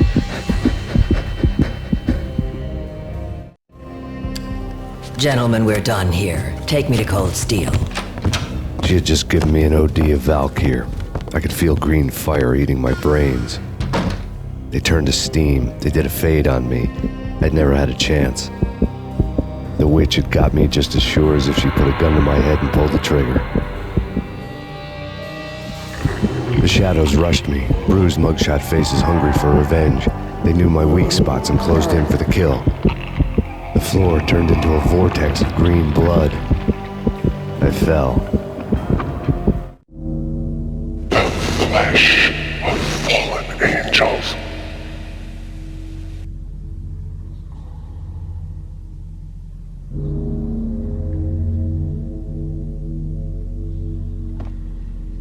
Who's there? Max? Max, is that you? Max? Where are you, Max? Please. No, please, Max, no. I'm sorry. Please don't, Max, no. Max? Where are you, Max? Please. The letter was staring at me. Bartender is shiny stuff and dreams are made of stooped necromancers. He sings like a banana wrist, having strayed too close to the constellations on their shaved skulls. It was a bad line in a prank call. Someone spouting insane babble. I couldn't make sense of it. But I had an overwhelming sense of deja vu. The caller's voice sounded oddly familiar.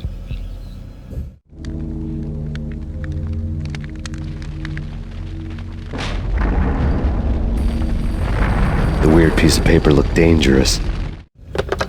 Don't lose it. It's Valkyr. The drug. Snap out of it. Try to remember. It was a bad line in a prank call. Someone spouting insane babble. I couldn't make sense of it. But I had an overwhelming sense of deja vu, and the caller's voice sounded oddly familiar.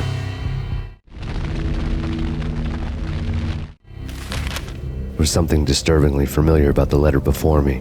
The handwriting was all pretty curves. You're in a computer game, Max. The truth was a burning green crack through my brain, weapon statistics hanging in the air, glimpsed out of the corner of my eye, endless repetition of the act of shooting, time slowing down to show off my moves, the paranoid feel of someone controlling my every step. I was in a computer game. Funny as hell, it was the most horrible thing I could think of.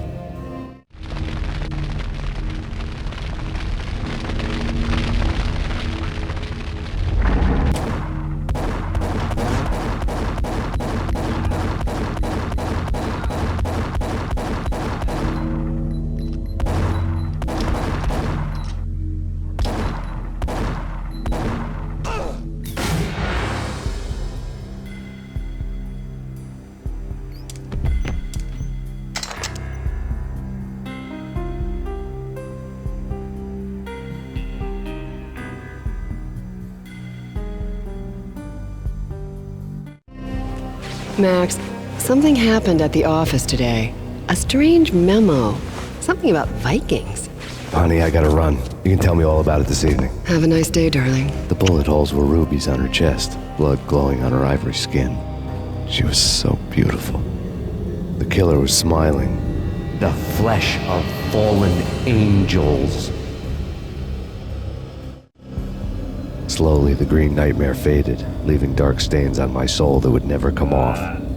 I felt like flatlining. I was all shook up. I woke up in a cold sweat, sick and tired to the bone, lying in a puddle of my own puke. The hag had said take me to Cold Steel before it had all gone crazy. It was a clue, the only one I had. It took me forever to crawl back to my feet and hit the road, but when I did, I drove straight to Cold Steel Foundry outside the city. There was a whole lot of action around the place for a freezing winter night. Trucks coming and going, men running. I had the drop on the mystery witch. She thought I was dead.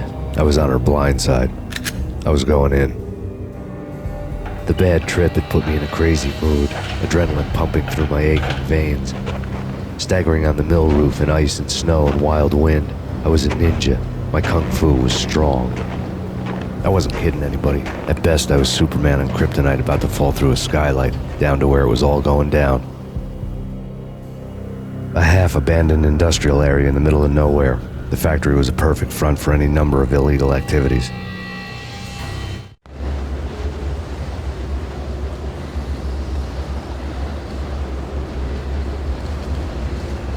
In the belly of the plant, molten metal boiled and bubbled like a witch's brew.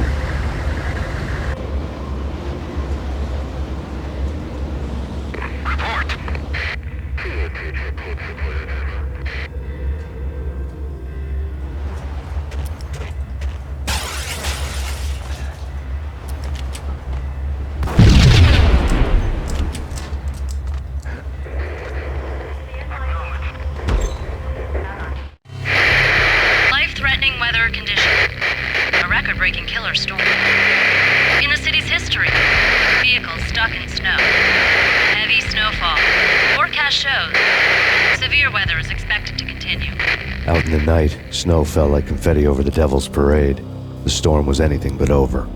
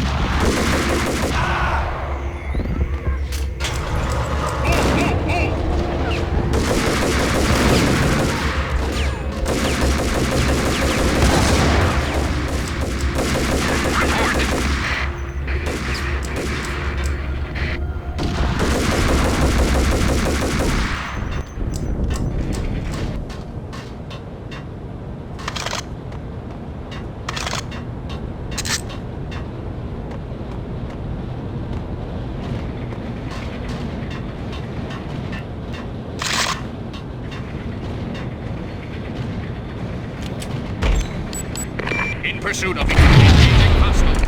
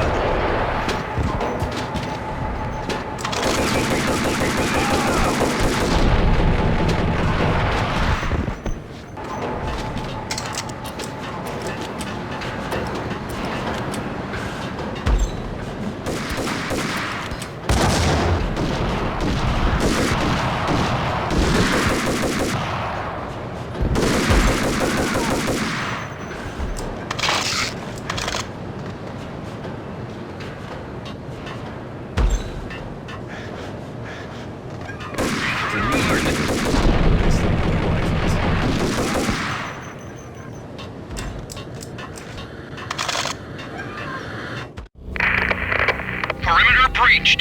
The facility has been compromised. Repeat, the Deep Six has been compromised. Initiate Operation Deadeye. The walkie-talkie military lingo could mean only one thing. They were getting ready to destroy the evidence and vanish into the night. I was so close. The hidden truths were just around the corner.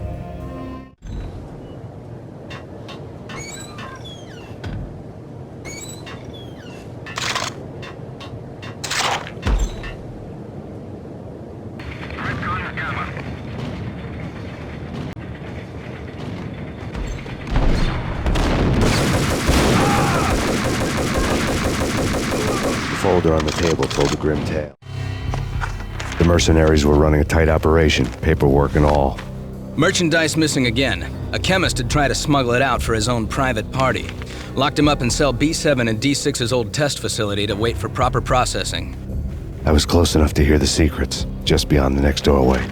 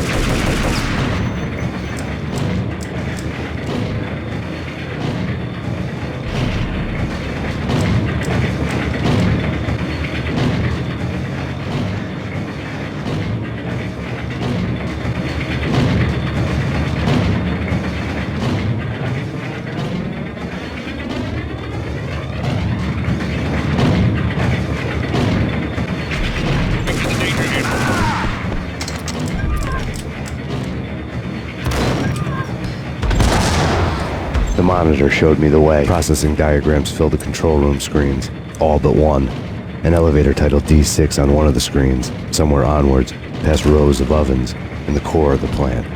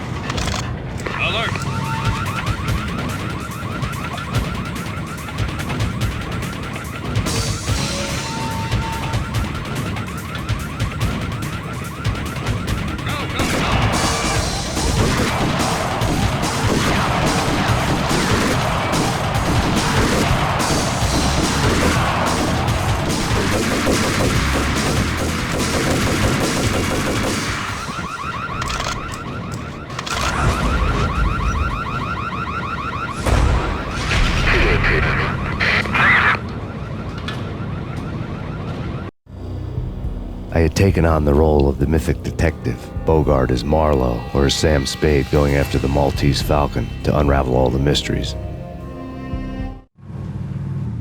Following a path of clues to that final revelation, even if it would take me down to the cold, cavernous depths of a grave.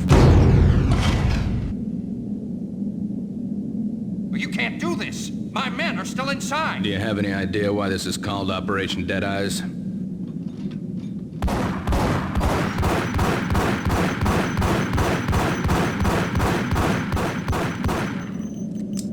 I think he's dead already. Let's do it.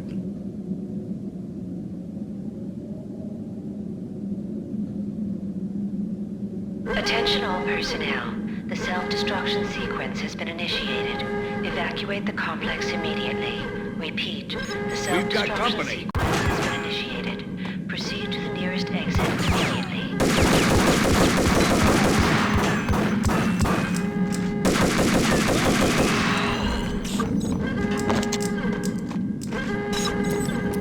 Abort! The self-destruction sequence has been initiated! Get the hell out of here! The place is gonna blow! Move! Go!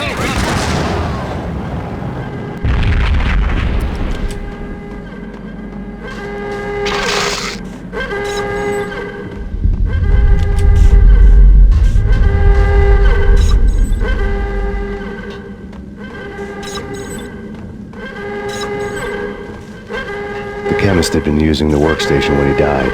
The half-life of the lab rat had ended online, his password blinking on the screen. 665, neighbor of the beast. Attention all personnel. The self-destruction sequence has been initiated. Proceed to the nearest exit immediately.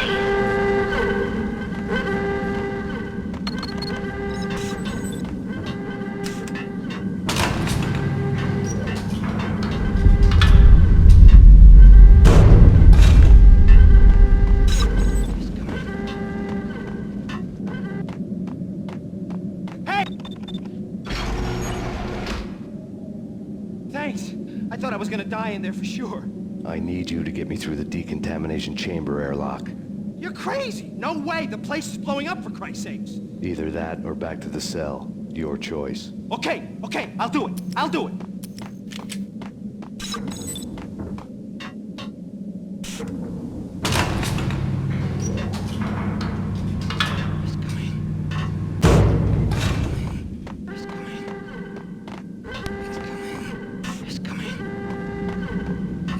Attention all personnel. The self-destruction sequence has been initiated.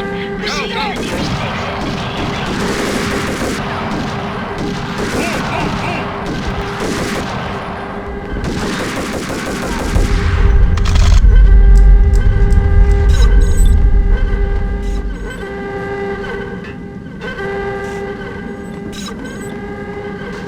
Get in! I'll punch you through! After this, you can go. You're a free man. Decontamination code.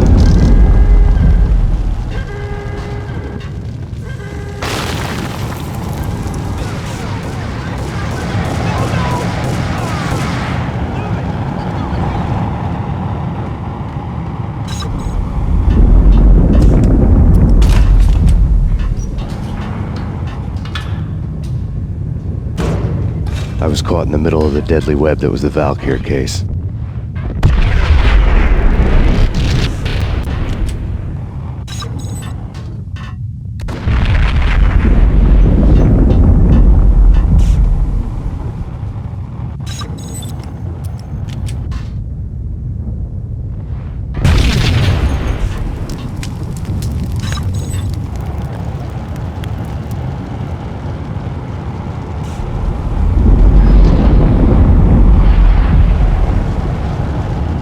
One of the lab.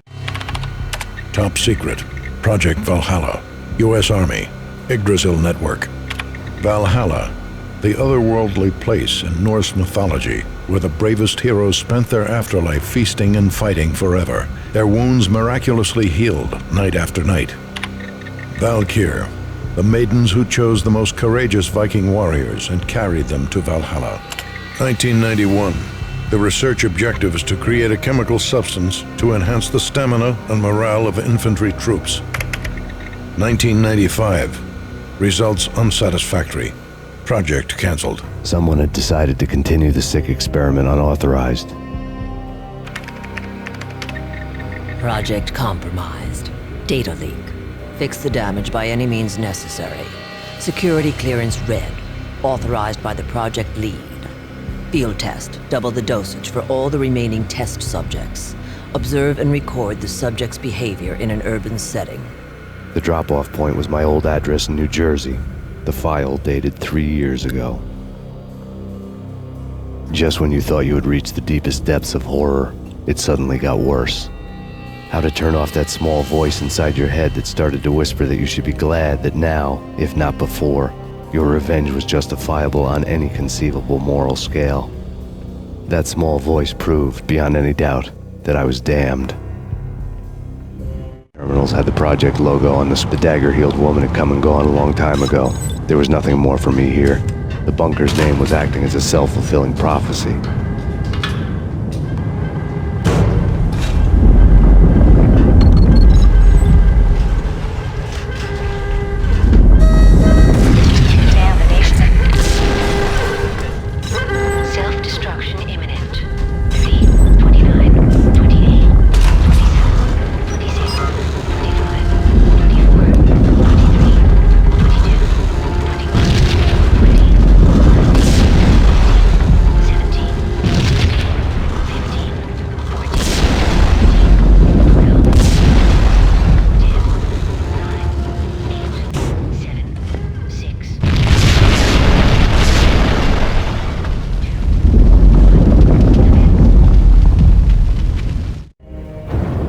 Piece together a jigsaw, and the final picture is you finishing that same puzzle.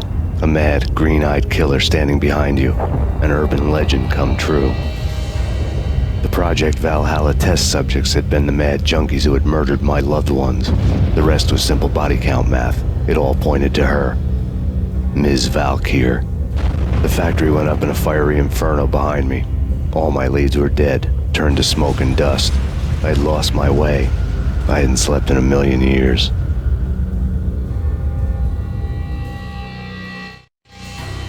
I felt thin as death. I've been living on an endless supply of week-old donuts. They were fuel for this crazy furnace inside my head. I couldn't remember when I had last seen the sun. I was on a permanent graveyard shift. When the darkness fell, New York City became something else, any old Sinatra song notwithstanding. Bad things happened in the night. On the streets of that other city, Noir York City.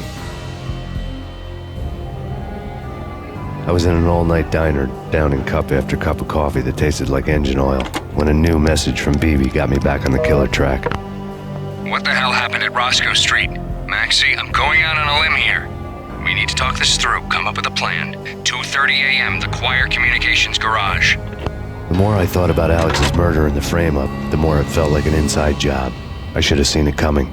BB had sold me out, and now he wanted to finish what he'd started. The garage was dead.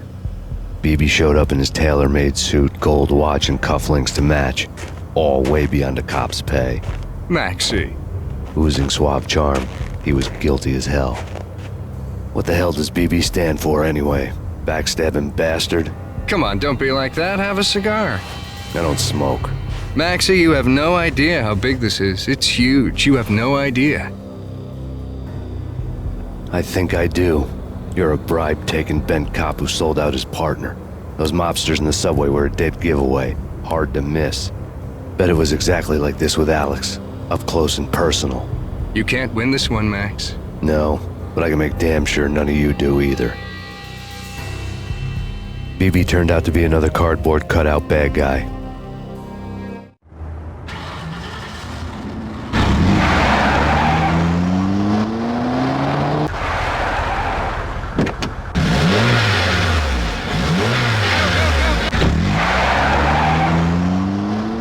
A bad cop on the take, a cowardly right-hand man fleeing from the scene, leaving his paid thugs to do his dirty work.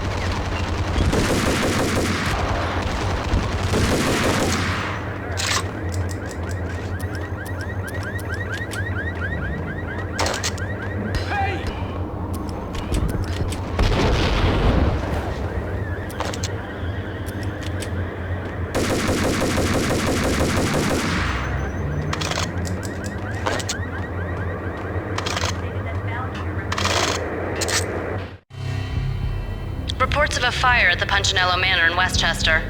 The manor is the home of Angelo Punchinello, the alleged head of the Punchinello crime family. The police are now saying, contrary to their earlier statements, that Max Payne is still alive and at large. He continues his vendetta against the Mafia, of which this last act of arson is attributed to. I had no recollection of setting any fires, but I did remember the flames.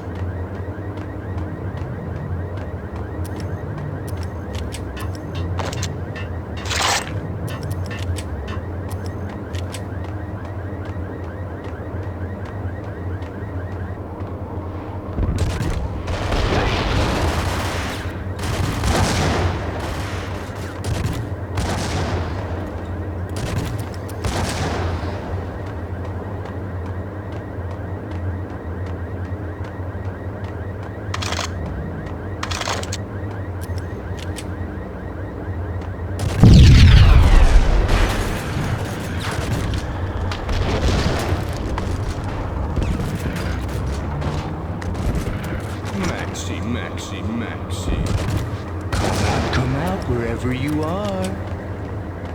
You know, I really hate people who refuse to see the inevitable, refuse to do the smart thing.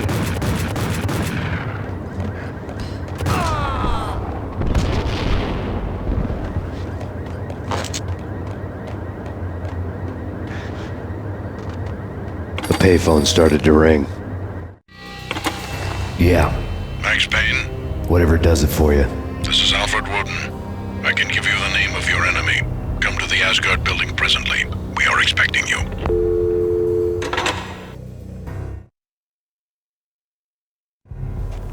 Woden was waiting for me on the steps of the old building. Mr. Payne, let's go inside. The others are anxious to begin. The others? Despite the general misconception, this building actually predates the City Hall by 2 years, thus being the oldest municipal building still in use here at the foot of the Brooklyn Bridge. No kidding. The old man played tour guide as he led me through a dark, domed hall.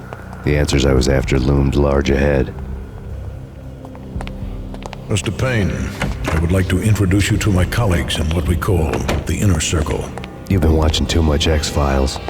You have seen the files on Project Valhalla. We can fill the gaps, provide you with the information missing from those files. We were all involved in the early stages of the project during the Gulf War. What's the catch? We would very much like to blow this thing wide open, but our hands are tied. Her name is Nicole Horn. She was the key figure in Project Valhalla. When the funding was discontinued, she simply refused to quit. She knew exactly what she had in her hands. Nicole Horn is the president of Acer Corporation. She has more than half the city in her pocket. This must be kept under wraps. If you try to go public with this, we will deny any knowledge. We need you to take her out. Afterwards, we can protect you. Make all the charges go away. That was the cue for the killer suits to kick in the doors and swarm inside.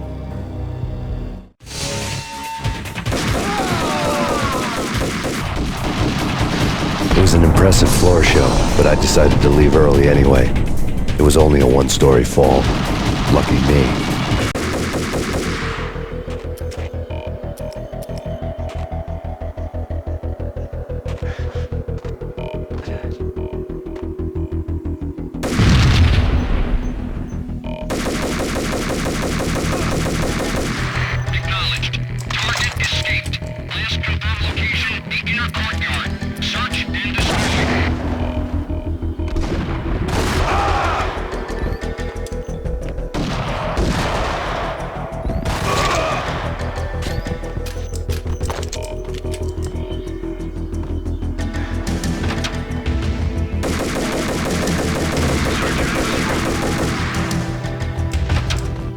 One of the monitors. On screen, the so-called corpse of Alfred Woden stood up, miraculously waking from his dirt nap, looking smug among his dead pals. In the land of the blind, the one-eyed man is king. I didn't know how he'd pulled it off, but it was a pretty slick way to get out of all his promises. Most of what he had said fit too well to be a load of crap. It showed what was left of the inner circle.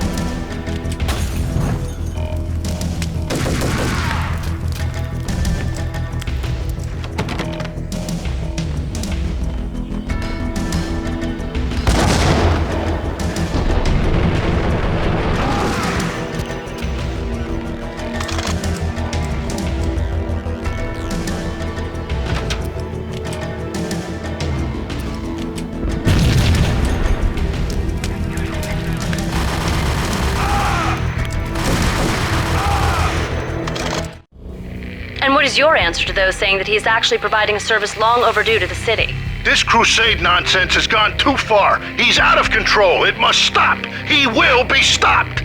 That was Deputy Chief Jim Bravura from the New York City Police Department.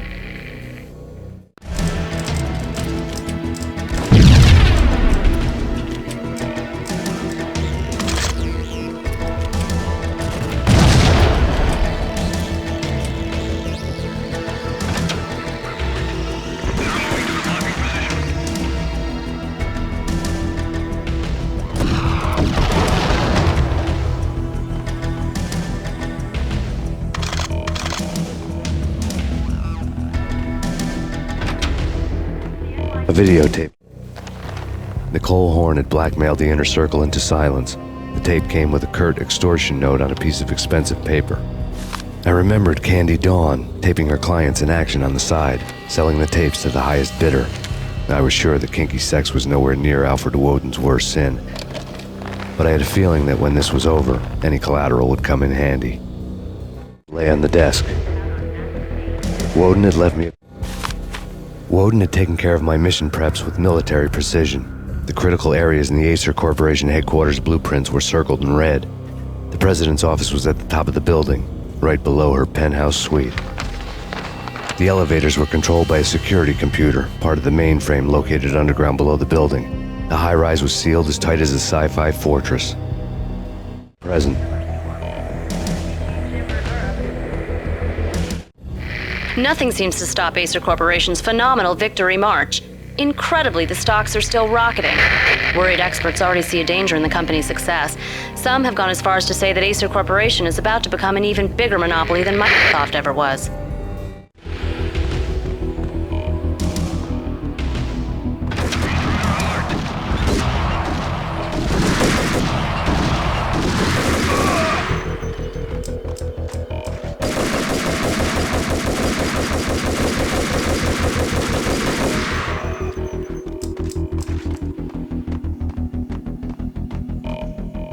Pursuit of the intruder.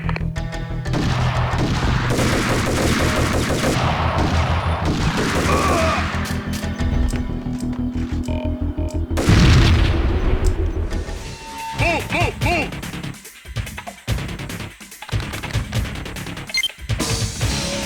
Hostile contact.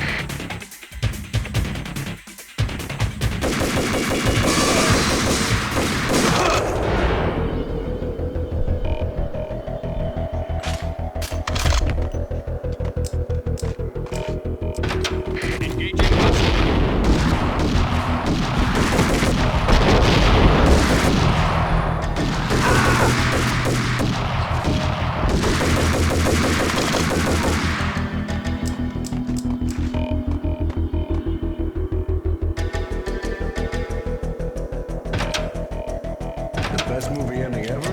Gotta be Butch Cassidy. Hey, yeah.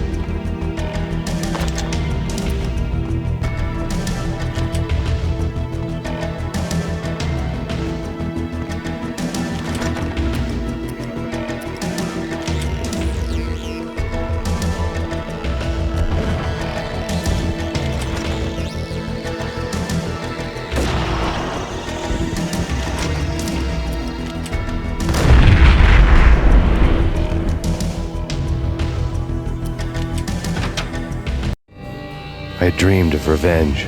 Those dreams were always nightmares, of coming close and then failing. Now I was close. I had a name to guide me, Nicole Horn. I had nothing to lose.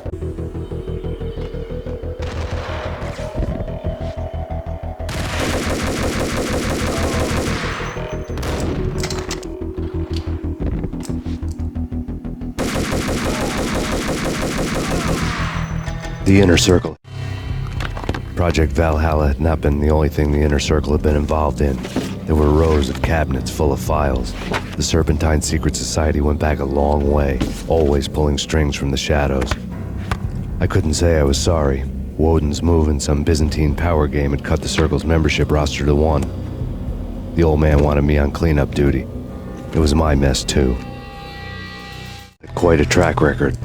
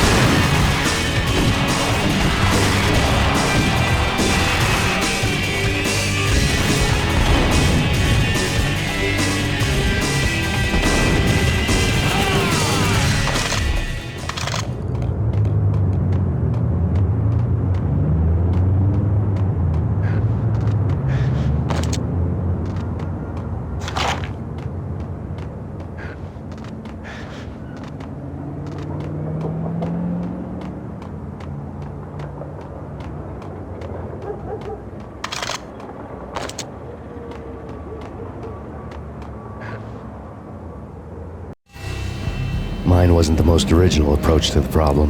It wasn't as if it hadn't all been done before. An eye for an eye, the first principle of revenge. Old as dirt, still going strong.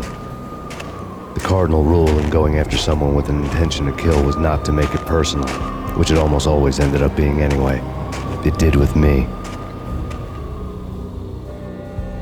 I took my time, cruising around the city in the snow. There was no hurry. I knew what I had to do now. I took my time, thinking about it, building up the rage. When I was ready, I parked the stolen wheels at the front entrance of the Acer Corporation headquarters. Got out, got in, got cracking. I had a bullet with Nicole Horn's name on it. I had 10,000 bullets with the Hag's name on them. She had ultra-high-tech security systems, enough mercenaries and weaponry to start World War III. There was no fear. New York disappeared behind a veil of snow. I had crossed the threshold. This was her domain, sleek and sexy and soulless, all glass and steel. A place of color-coded security key cards, metal detectors, and surveillance systems.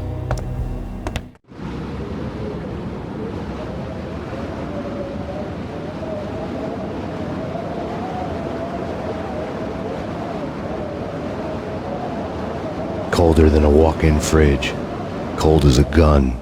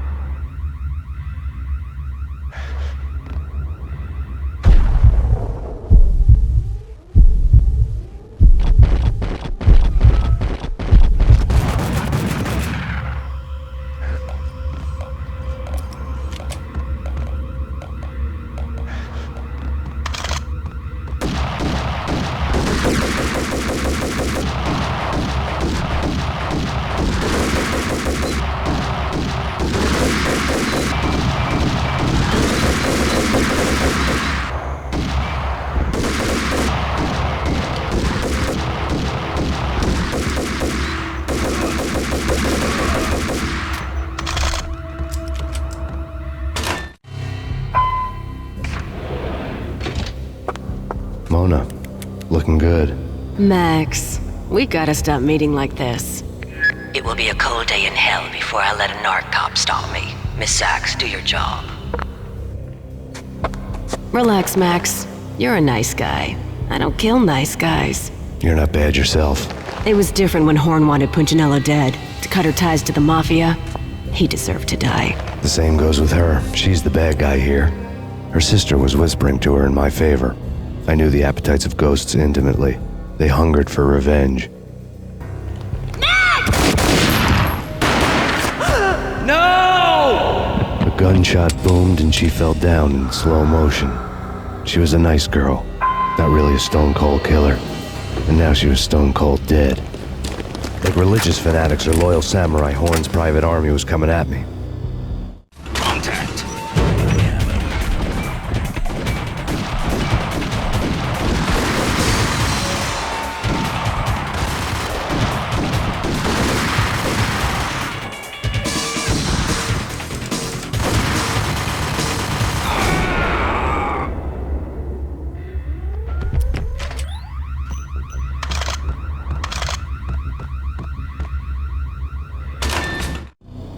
When the elevator came back down, Mona was gone. There was a lot of blood, but no body.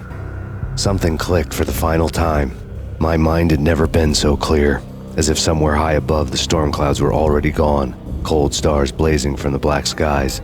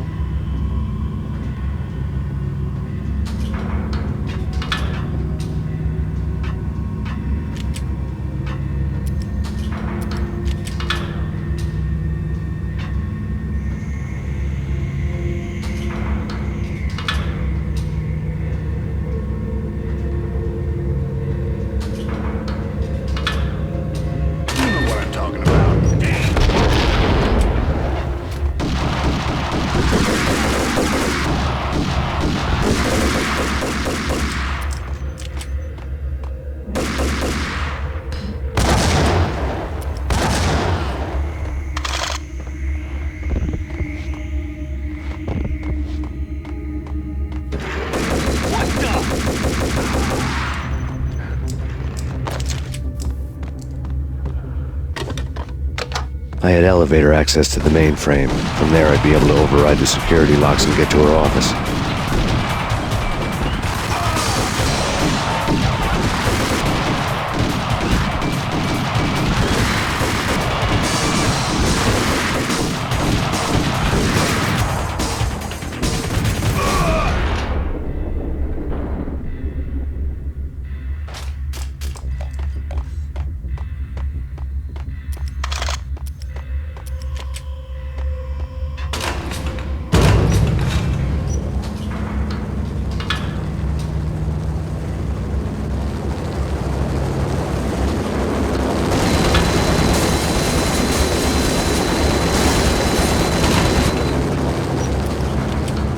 The unmarked chopper was Horn's pet guardian, inhuman and flawless. It was stalking me.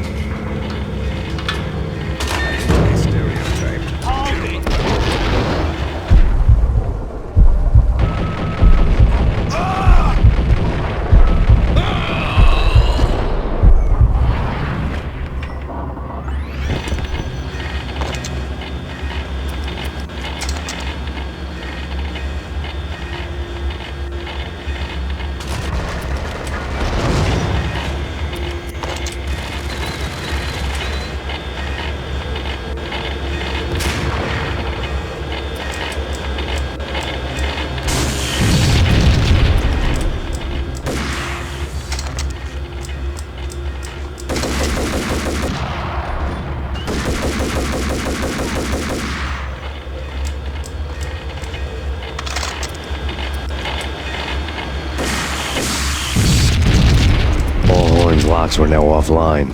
All bets were off. The elevator would take me all the way up.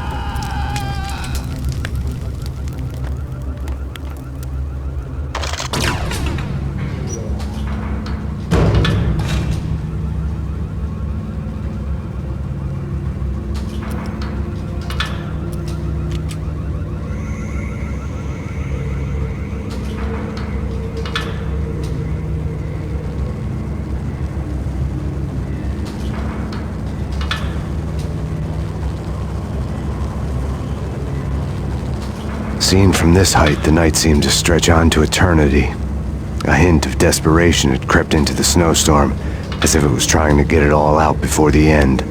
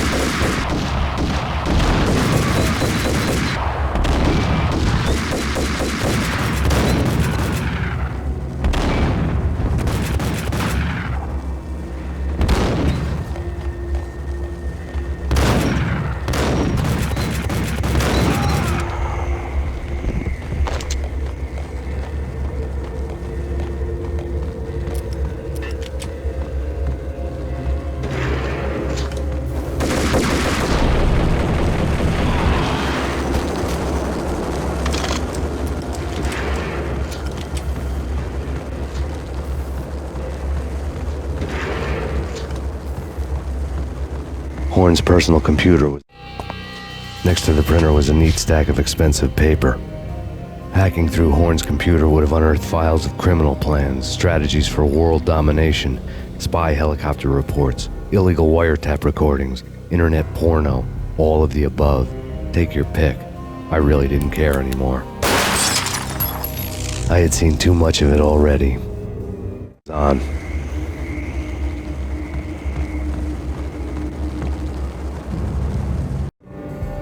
Valkyr had been meant to be a white-winged maiden that would lift you to a warrior's heaven, but it turned out to be a one-way demon ride to hell. The devil was in the drug. I knew. I had met him.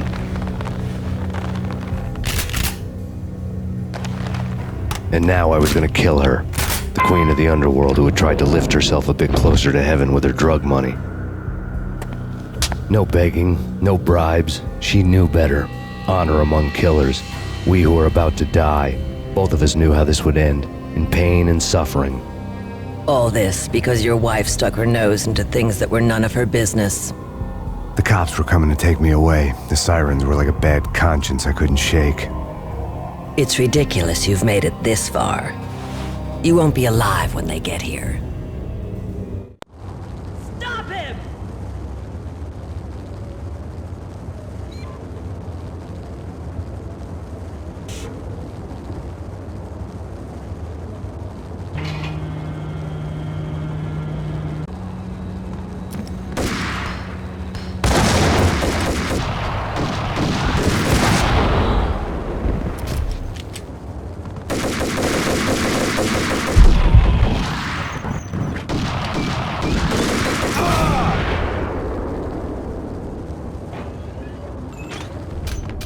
The elevator lobby. Get us back up now. Max Payne, this is futile. A waste of time. The deaths of your wife and daughter were necessary. Inevitable. It is done. You cannot bring them back. Nothing you do will make it any better.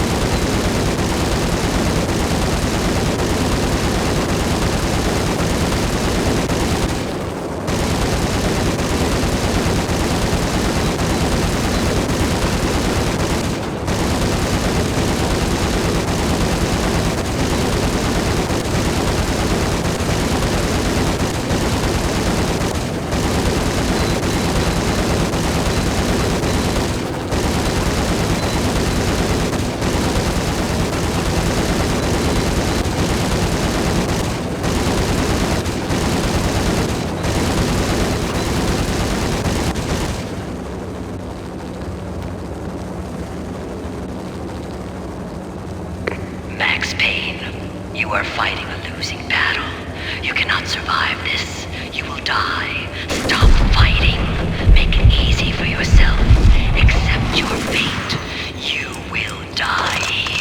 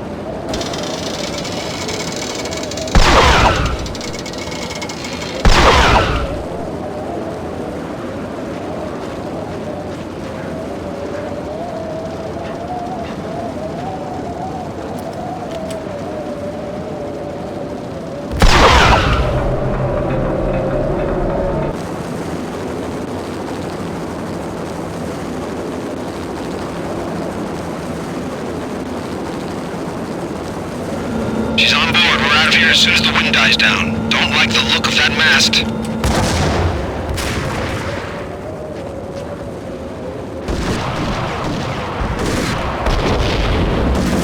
Lift off in 1 minute.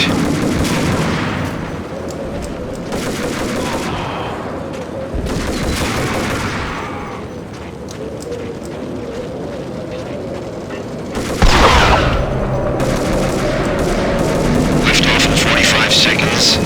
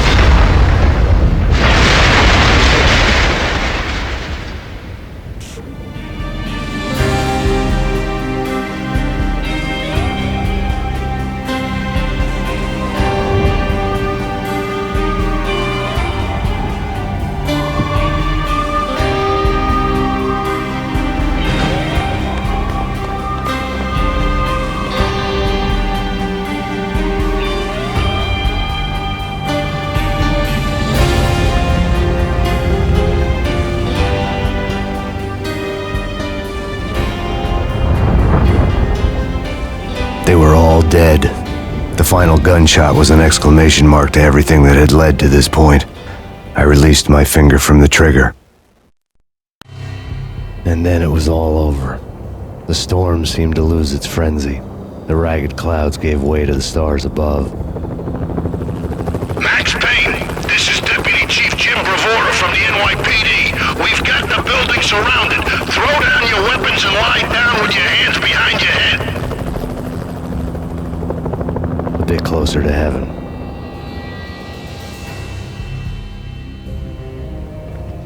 The cops' voices were distant and muted. Freeze! NYPD! Hold it right there! My ghosts released me from their haunting.